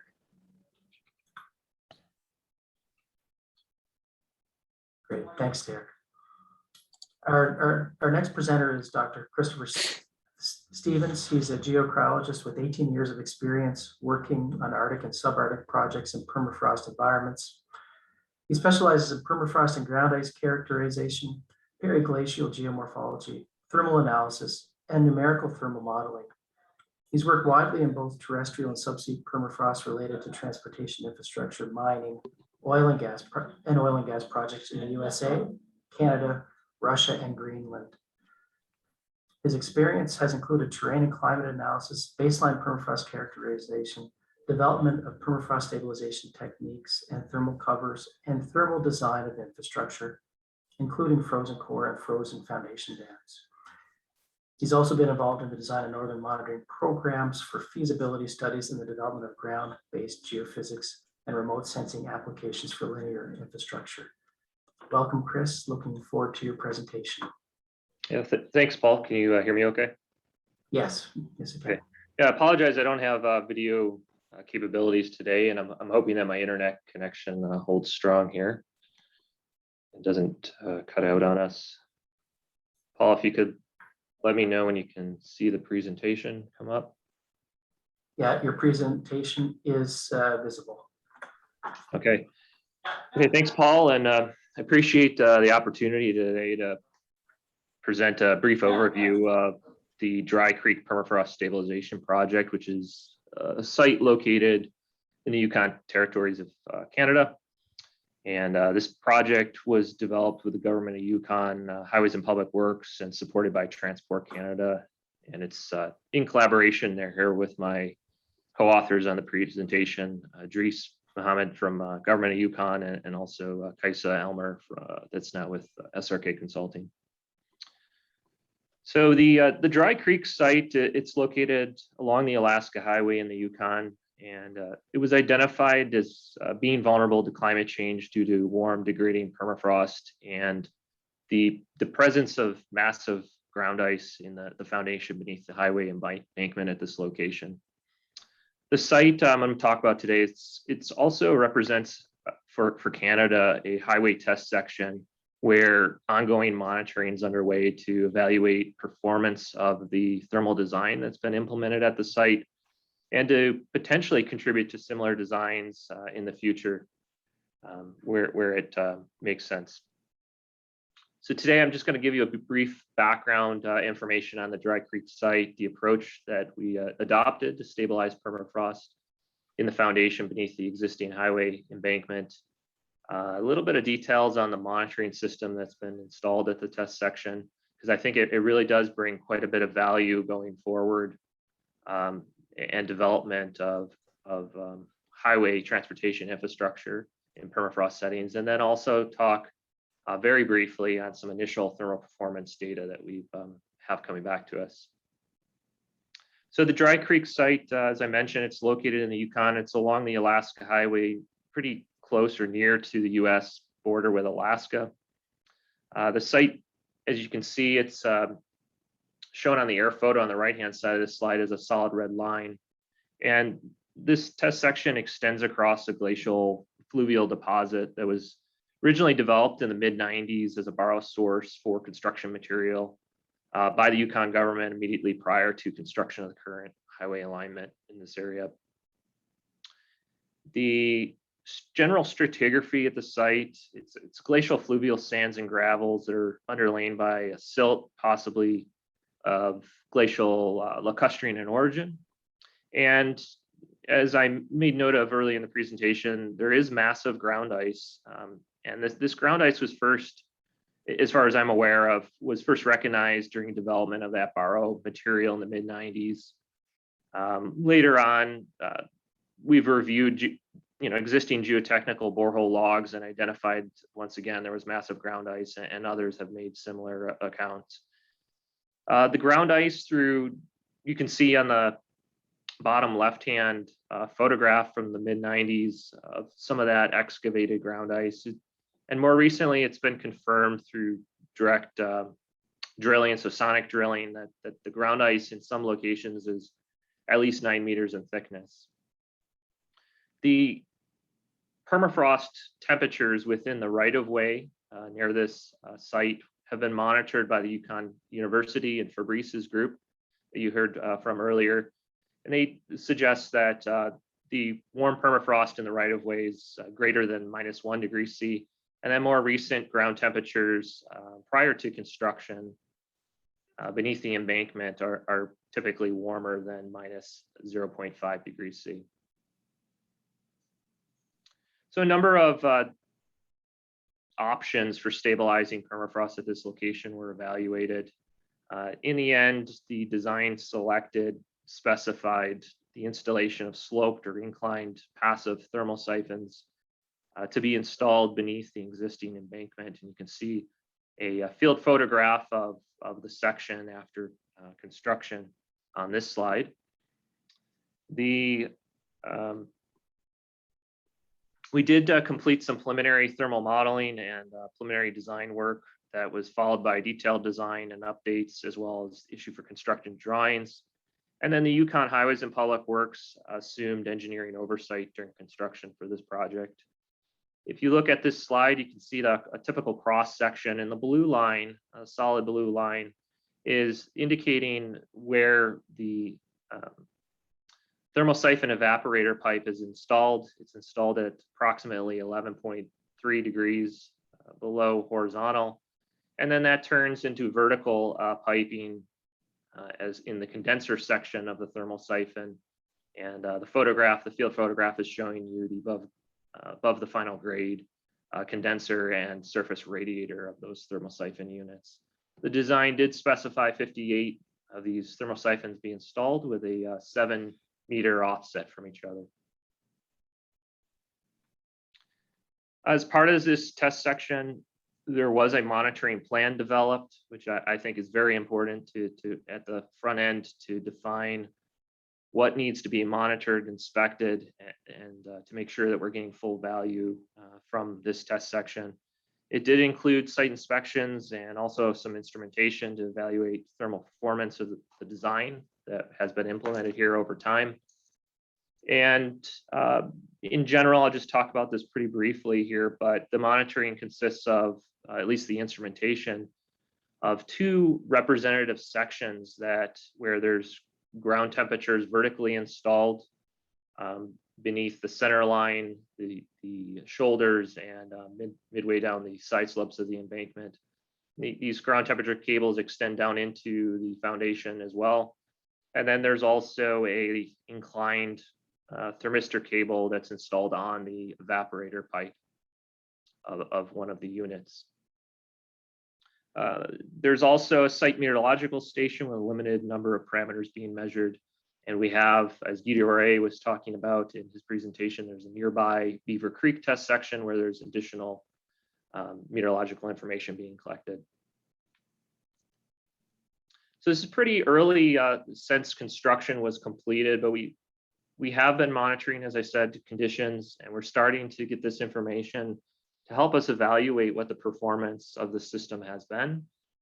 This time series air temperature plot is showing you kind of the data period that's been recorded to date. You can break that up into a couple periods of time. A baseline period is shown here in green prior to construction.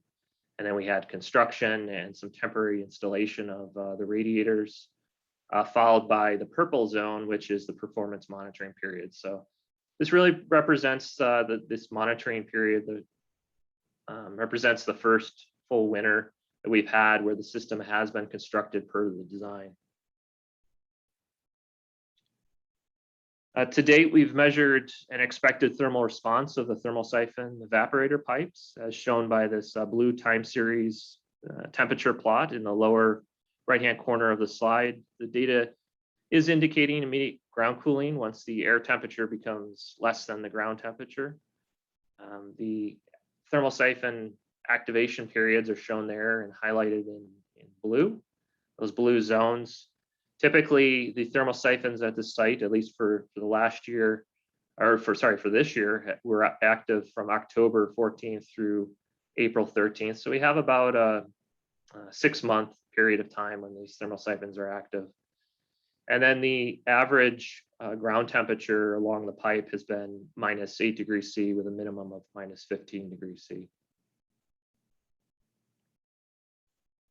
This last slide showing ground temperature envelopes for one vertical ground temperature cable located beneath the highway embankment. So in the blue line in the temperature plots is showing you the minimum annual temperature, and then the orange line showing you the maximum temperature for those 3 different periods: the baseline period, the period when we had temporary installation of the thermal siphon, and then the first year of performance monitoring. And please note that the last, what's called the first year, that is short of a full year of data. So we'll have to see how that maximum and average temperature lines evolve over time. So the initial results are showing that the minimum and maximum annual temperatures are decreasing immediately below the embankment compared to the initial baseline period. And in general, we're expecting this cooling to continue in the near term. So this is just a brief overview of that permafrost stabilization project in the test section. In summary, we have implemented slope thermal siphons beneath the existing embankment at the Dry Creek site in the Uconn. The initial cooling that's taking place and is beginning to contribute to near-term stabilization of the permafrost is expected to continue. And as I've highlighted, we have developed a longer-term monitoring plan based on visual inspections and instrumentation that's really important to confirming thermal siphon function and possible need for repair, ensure that that this investment continues to work over time. It's also to evaluate performance of the design against actual measured conditions, and then hopefully to further provide useful information to support similar designs going forward. Lastly, I wanted to make the point that this project relied pretty heavily on geoscientific information and research being developed in the region. And it's included monitoring data that's collected nearby at other test sections, which I believe it does confirm the value and continued need and support of scientific studies that are in collaboration with engineering studies as well, that have not only immediate application, but longer term goals, and to improve development and operation of transportation infrastructure in permafrost settings. With that, if there's any time, I'll answer any of the questions there might be. Thanks. Great, thank you very much, Chris. And it's a really nice overview of that thermosiphon project undertaken here in the territory. Is there any questions for Chris?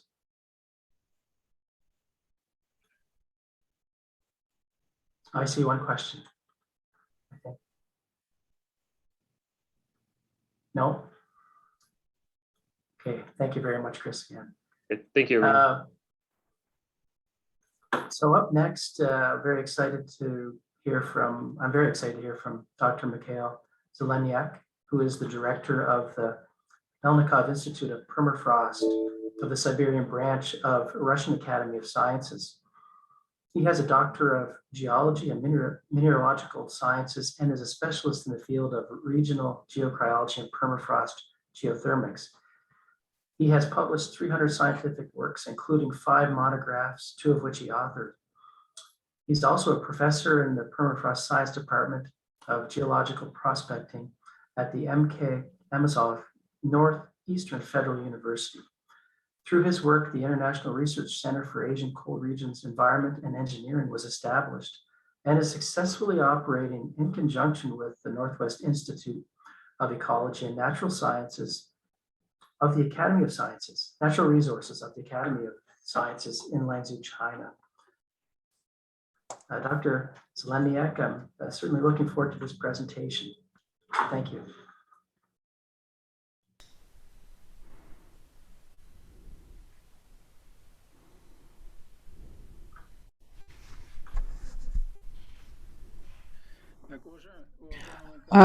Dear colleagues, good morning, good day, and good evening to everyone.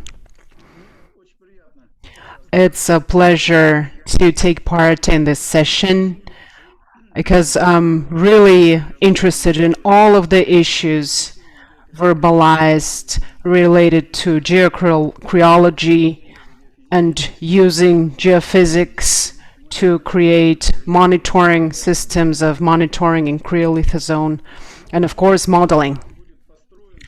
And my report will be like this. Unfortunately, I won't be able to tell you about what are we doing, about everything that we're doing in Russian, but I will focus on one. Sorry, I cannot switch to the next slide for some reason.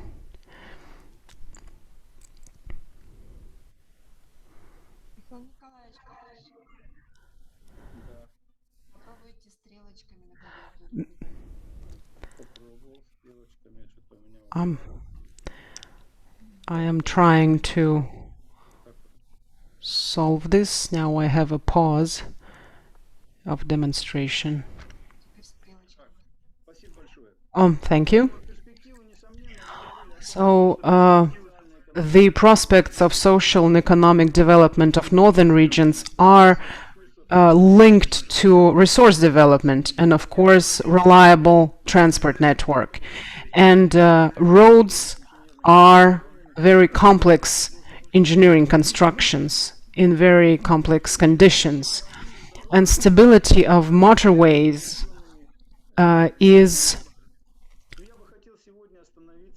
defined by the following parameters, but I would like to focus on 2, because these 2 are very closely linked to ensuring long-term stability of motorways. First of all, it's engineering and geological conditions mentioned by colleagues earlier, and because the engineering and geological conditions are understudied in the beginning of construction, before construction, because it really affects the maintenance and operations.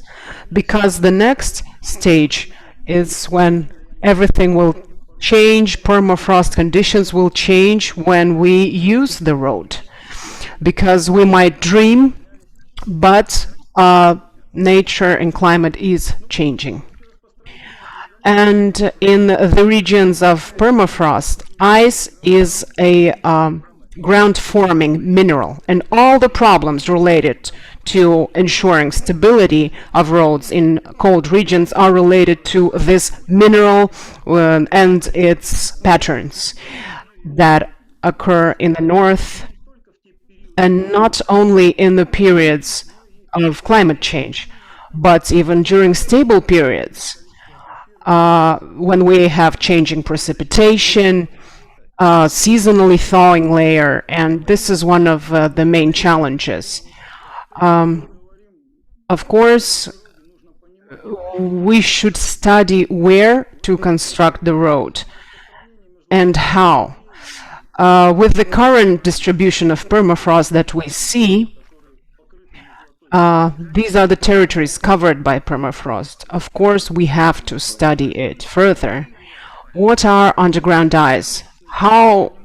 What are they? And they can be very different, varying thickness areas. We have here some texture forming ice, some underground ice. These are the ices, permafrost found in mountains. Sometimes they think that it's easier to build there, but it's not always true, because we also have some ice there. This is thermokarst processes that are distributed in the majority of the territories where climate change occurs or where roads are constructed. And of course, it is all again affected. So these are the situations and damage that occurs to roads in Russia. So these are some deformations. All of us have seen that. And one of the problems is ice forming on highways. Our Canadian colleagues mentioned that you have roads in the permafrost like 100 kilometers, but here in Yakutia we have 6,000 kilometers of permafrost roads crossing all types of landscapes. And the range of temperatures of the grounds where they are built from -8 to +2. It's in the disrupted permafrost area. One of the features of our fissure ice in Canada, in Russia, and other countries, even in some southern territories, it's the ice veins. And construction of any linear infrastructure, if they don't take it into account, it will become a problem later during operation that you will have to solve somehow. There's some pictures that show the change of the ground, the ice content of the ground along railways. All of this says that cryolitha zone is a very special environment and that affects both lives of peoples and infrastructure. And northern ecosystems depend on this, and it's a very dynamic component that we have to keep in mind. So climate change and degradation of permafrost. I'm sure that I will live to the date where when we have a period of cold age. So we will be talking about not degradation, but aggradation of permafrost. So we have to look at patterns. And in Yakutia, over the last 50 years, mean annual temperatures increased in different areas from 1 degree to 3.5 degrees. And you can see here these patterns, again, precipitation patterns. And one of the serious factors is the icy ground, ice content in rocks. And of course, we have to understand what is the ice content, what are the grounds, and what will their reaction be. some of the moments connected to the reaction of annual temperatures, seasonally thawing layer in different regions of Siberia, central Yakutia, in tundra part, practically everywhere we have some trends. They are different. In different landscapes, they also differ. And it doesn't say that climate is changing in the same way everywhere. That's why actively thawing layer is changing differently in different areas. In Kolyma River, in Arctic area, in subarctic, and in the southern border of permafrost. The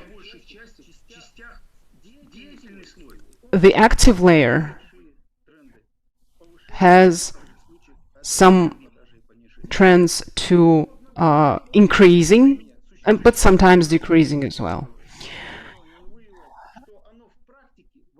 In practice, the mapping that we have now is not functional because mapping is based mostly on weather conditions, not on geological conditions. Sometimes forecasts and solutions don't work as we expect it to. We have to undertake mapping. We have to provide scientific support. And Russia is losing a lot of information that would have allowed us and the entire world community to increase our knowledge in stability of roads, because we cannot start even talking about materials and methods without a network of monitoring, a network of scientific research and testing. Of course, we have to use new stabilizing systems. And it's really nice that we see that many colleagues are making constructors understand that the problems occur not in the road, but around the road. I think it is crucial. Again, we can talk about finances, but for some places, we can use the elevated highways. I think the practice will prove that it's viable. And when we design a road, not all the data is taken into account. That's where all the problems come from. Road construction requires special approach.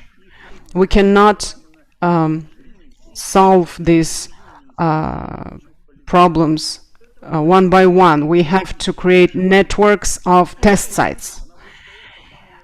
And we will have this problem until we develop guidelines and networks of working at these test sites. And creation of such capacity will help us a lot. So this is an example of mapping. First pattern where we have different climatic conditions. Next is permafrost and landscape terrain conditions. And the third one is a different engineering, construction, and geological conditions. So if we combine all of these features, only then we will have an ideal picture for forecasting, for modeling, etc. Monitoring sites, yes, there should be some, but for different conditions. And the system of monitoring should be comparable. Temperature is not the only factor that defines stability. Of course, it is important, but not the only one. We've suggested and are using this kind of system now.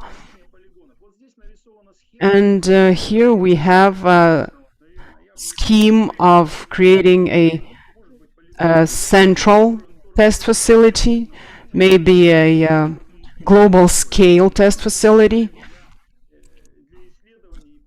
which would be very useful both for developing documentation and practice.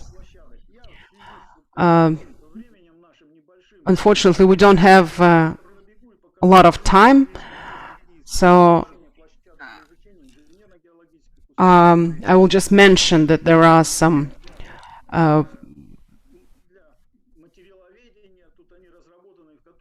patterns for organizing these test and monitoring facilities. In Yakutia, if we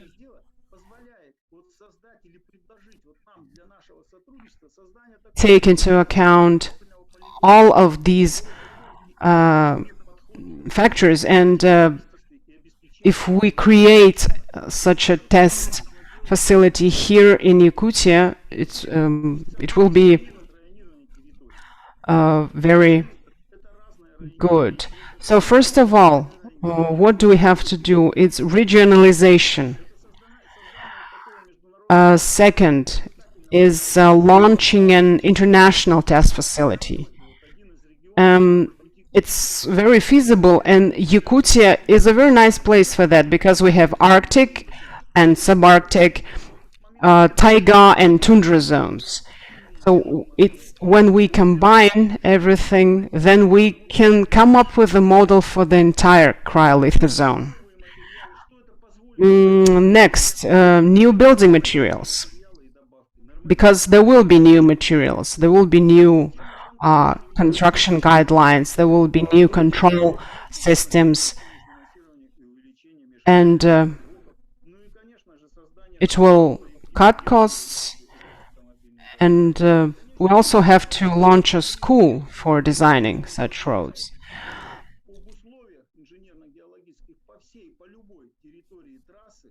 That's how we can, using this kind of information, we can retrieve information about the condition of any segment of the road.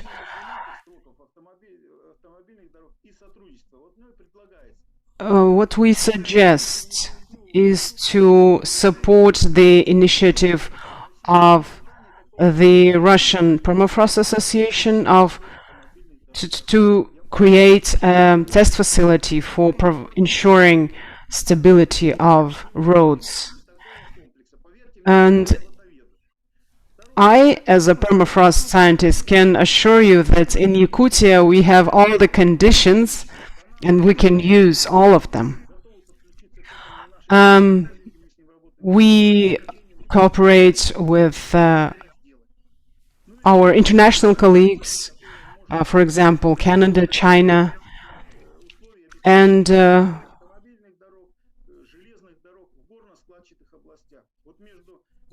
another project that we suggest is the dynamics of geochronological conditions and ensuring the stability of highways in mountainous areas and foothills.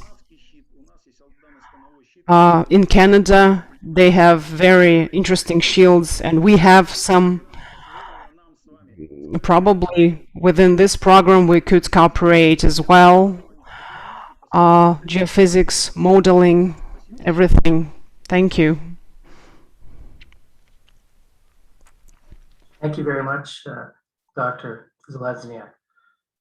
Very interesting. I would say certainly agree with your suggested approach around the importance of applied research and test sites that then in turn would be utilized to develop guidelines. I also am very interested in the idea of sort of that the international collaboration and especially in collaboration around test sites. So myself, and I'm sure some other people today on the Canadian side, I think would be very interested in the potential for some follow-up conversations that could look to some future collaboration. Are there any questions that anyone has for Dr. Zalesniak?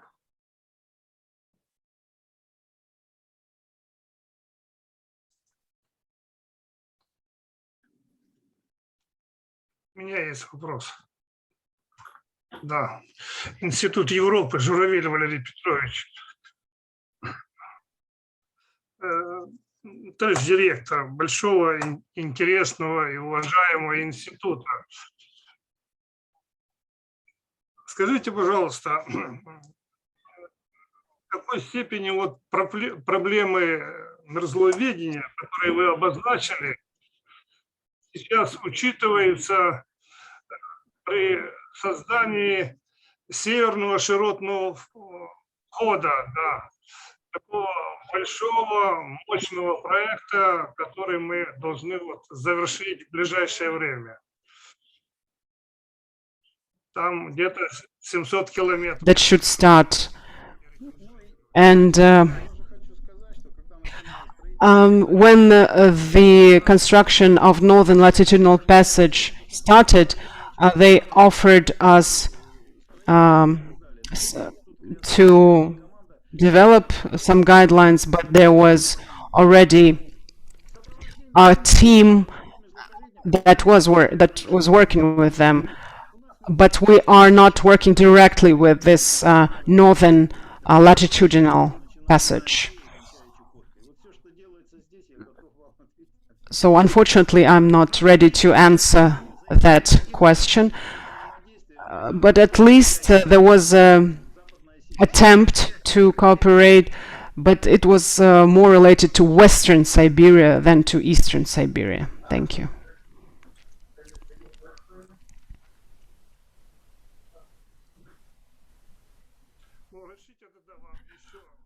Then allow me to ask you one more question about Yakutia. In the European part of Russia, we see your wildfires. And in social networks, we have a lot of points of view, a lot of fake news. Sometimes they also mention permafrost thawing and the release of methane, and we will never be able to put out these wildfires. No, we will be able.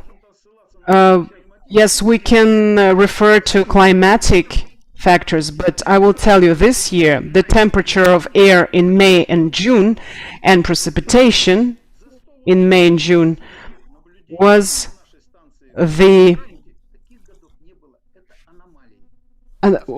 anomalous. We never had such dry and hot temperatures in 187 years. Because I remember a lot of years. Of course, fires have an impact on permafrost, but the impact is more related to vegetation, not the temperature. From 8 to 10 years, the most intensive reaction from wildfire is degradation of vegetation. And in 8 to 10 years, we will have a lot of damage and a lot of thawing, but it will be due to vegetation succession processes. And then it will be replaced by another trend. Thank you. Thank you, Dr. Zelenziak.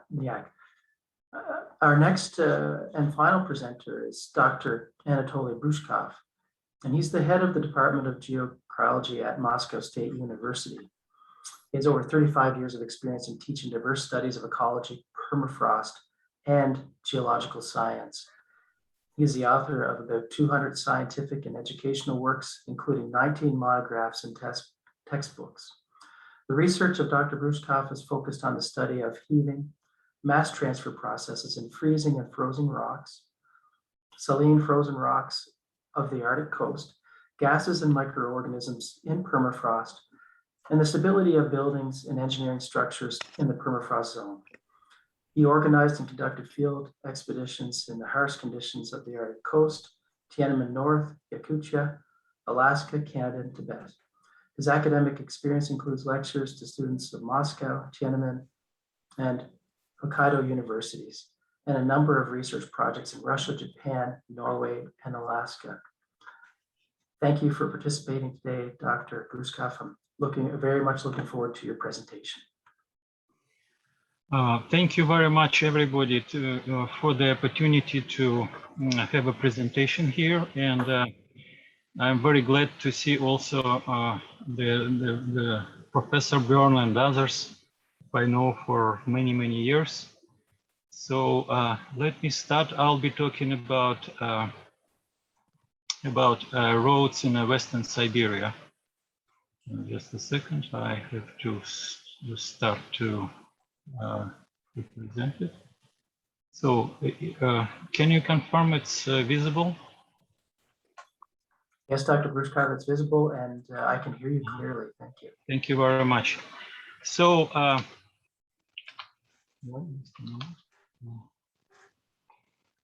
this is a permafrost of Russia. Actually, the ground temperatures, what it is up to now, and this is what's going to be approximately at in 30 years. So there are big changes expected. So we have to be prepared for that. And actually, recently we finished the research trying to evaluate, estimate the value of the damage for the buildings and engineering structures in Arctic zone, in Arctic part of the Russia. And that evaluation comes to about 5 to 7 trillion rubles, which is equivalent to 100 billions US dollars. So it's pretty much, but it is not all area of the permafrost in Russia, and it is not all, everything was taken into account. So it's going to be a huge change in a very future. So I'm going to present a part of the Russia, Western Siberia. Actually, this is the area here, and permafrost, it's occupied about half of that territory. In total, it's about 4,000 kilometers of the roads in Western Siberia on permafrost. So the people here and the institutions, they have the experience already what's going on there. So again, recently it was a quite large number of failures, especially in a recent construction and an embankment in the area, especially in the northern part, which is Yamal Peninsula and the Gwidan and others. So also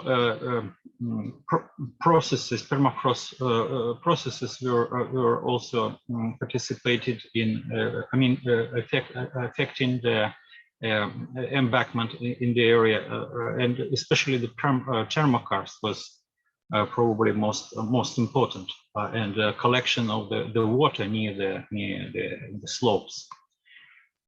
This is another examples. As you see, the progress of the thermokarst is very affecting the road.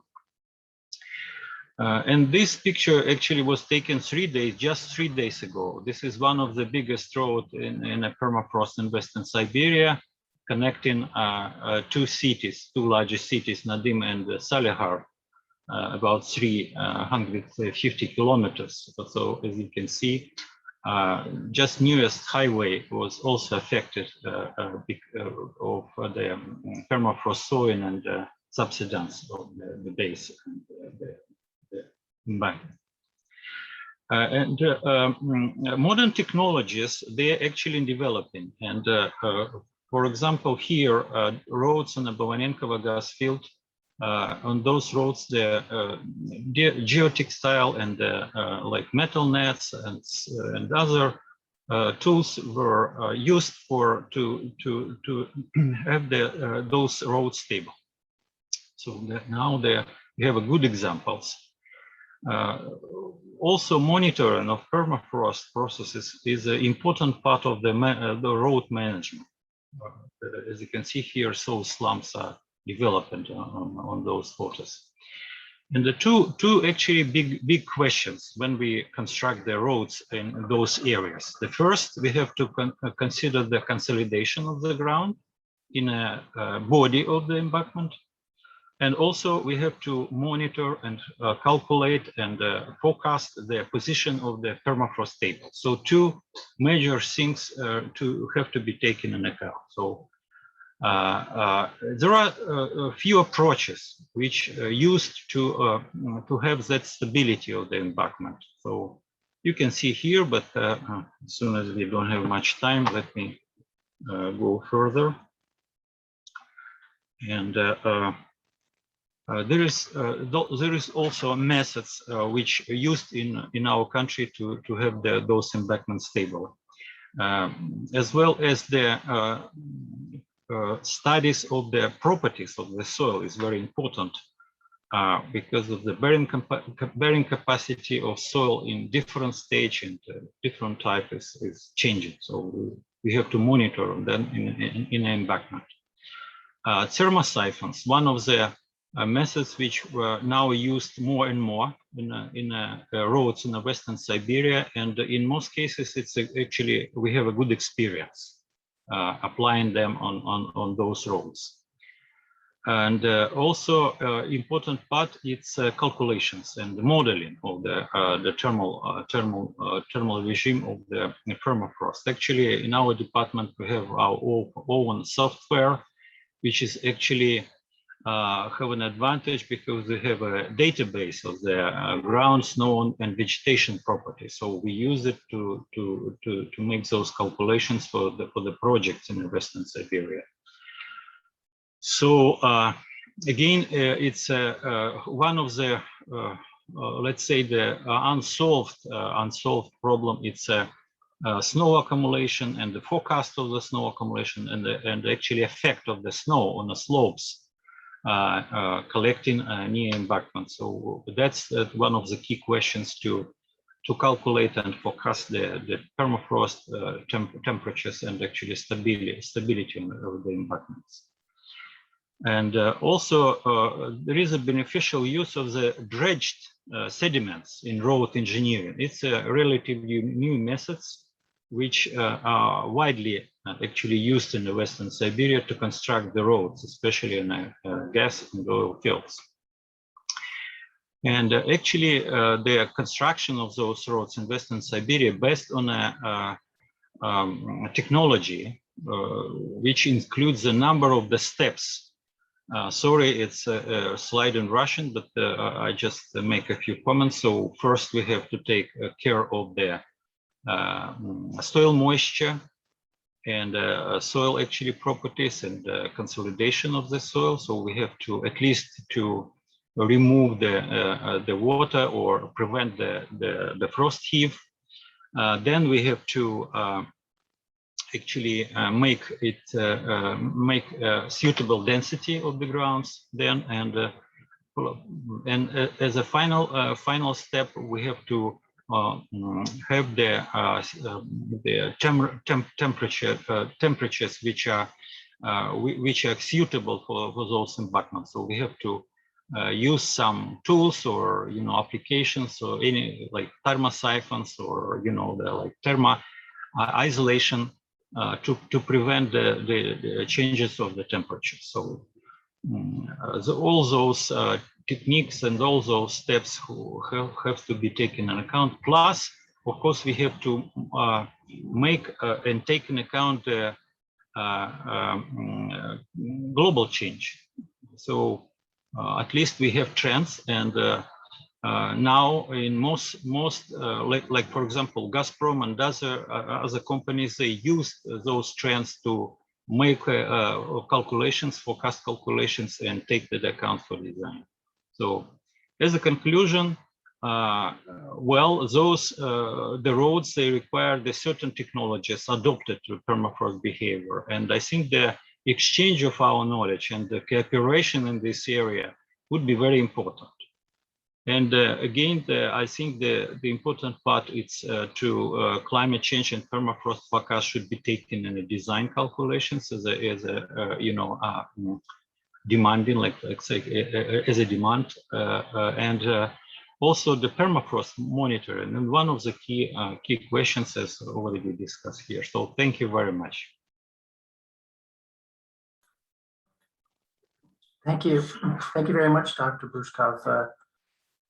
Very interesting, and you know, it's I think as you'd expect, so much of what you talked about and showed us is very similar to what we see here in Uconn and the Canadian North. So it's very interesting, and I see a hands up, Igor, question. Добрый вечер, профессор Бушков. Значит, я представляю So I исследовательский represent the Research Institute of Canada. So very interesting presentation, and I would like to know what key institutions are involved, deal with the construction of roads, because I know that Moscow State University is an institute of fundamental research, so I would like to get in touch with my colleagues who work in Western Siberia. So there are a number of institutions involved in designing. For example, Professor Zhizniak, he cooperates with several institutes in the field. We have the Institute of Railway Transport. You know that railways are no less important, or maybe even more important than motorways, especially in Siberia. Also, Mosgibrotrans institution.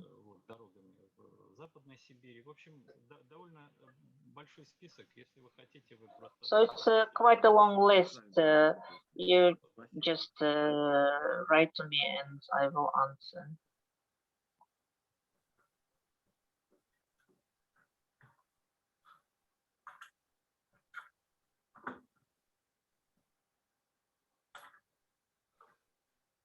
Thank you, Mr. Brushkoff, Dr. Brushkoff.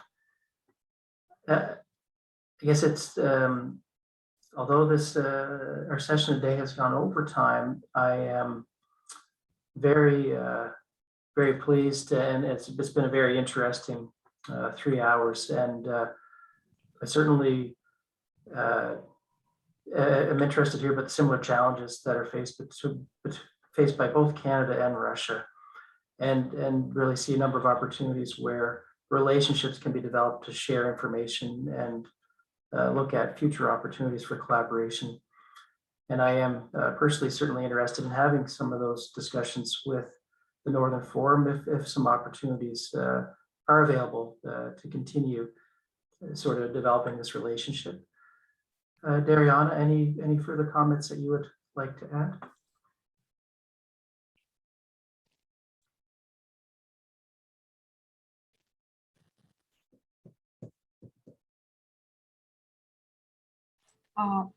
Maybe, может быть, дадим слово буквально на 2 минуты Александру Андреевичу Гаевскому, как комментарий. So shall we give the floor to Alexander Kugaevsky? Thank you. Just for a couple of minutes. I'm very excited about everything Oh, let me introduce you first. This is Alexander Kugaevsky, Vice Rector of Northeastern Federal University, candidate of economic science, expert for transport in Yakutia and in Arctic as a whole. Good night to all the Yakutians and good morning to all the Canadians. It has been very exciting, everything that we talked about. I don't engage in permafrost, but everything I do is connected to permafrost because I've been focused on transport. And to all of these questions, like Amanda Price, I look through the lens of money. How much will it cost? And today it is crucial because every time we discuss climate warming and infrastructure and permafrost, not only motorways but railroads and airports,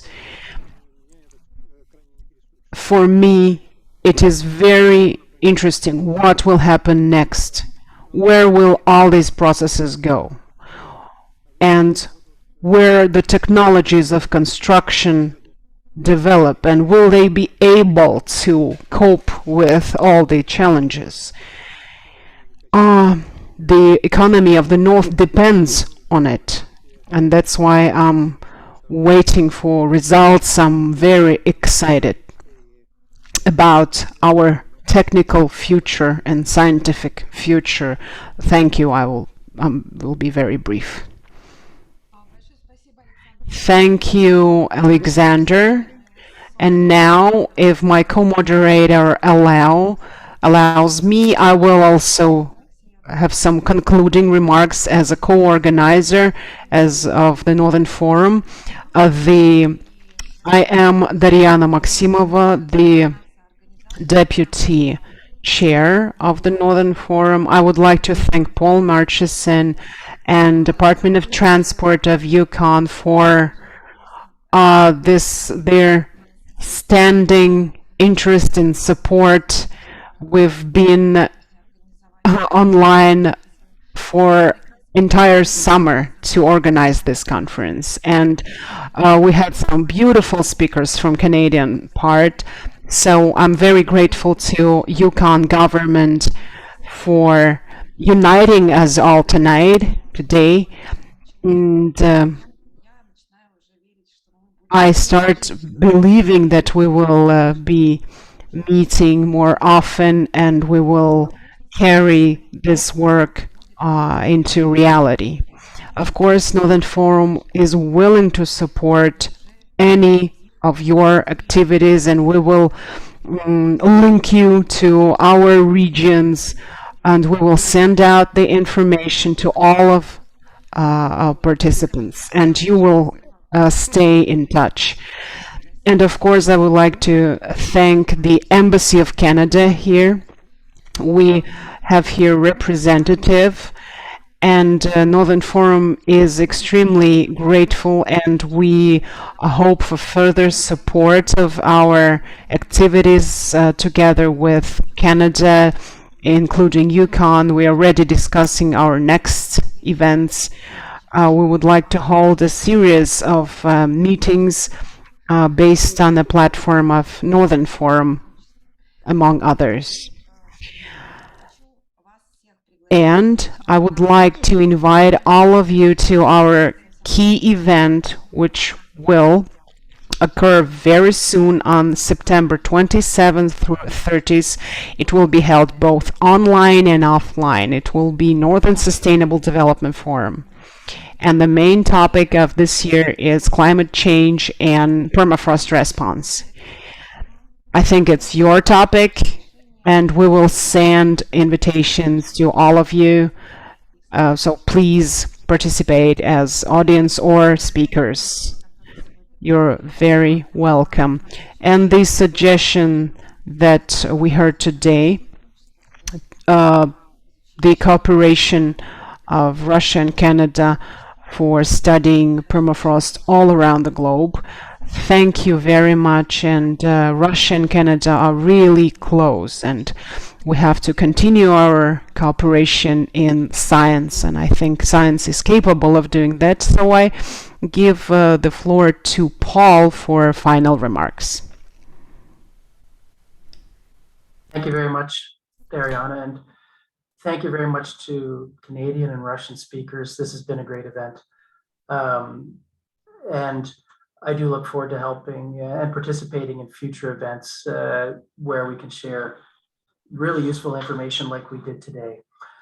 What I would also like to say is, you know, it was mentioned earlier, the International Permafrost Association conference being held in Whitehorse, Uconn. The venue for that event is just down the street from where I am. So that maybe that is an opportunity where some of us may be able to meet face to face within a couple of years, or even before then, who knows? But I think there's some great opportunities here, and I look forward to any type of follow-up in the future. Thank you all for attending, and have a good night and have a good rest of your day. Thank you very much.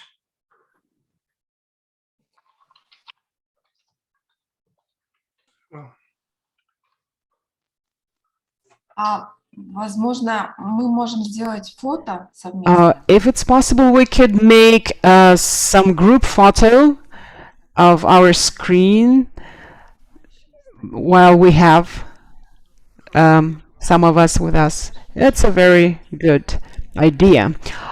So please, if it's possible, can you turn on your cameras, please? So we can take a group photo.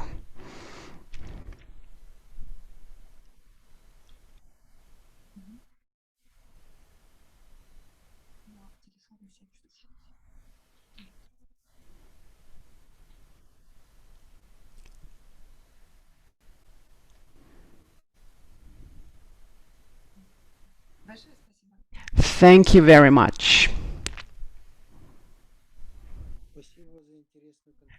Thank you for this interesting conference. Goodbye.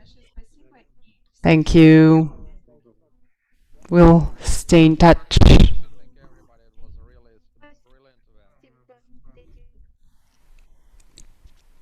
Thank you very much.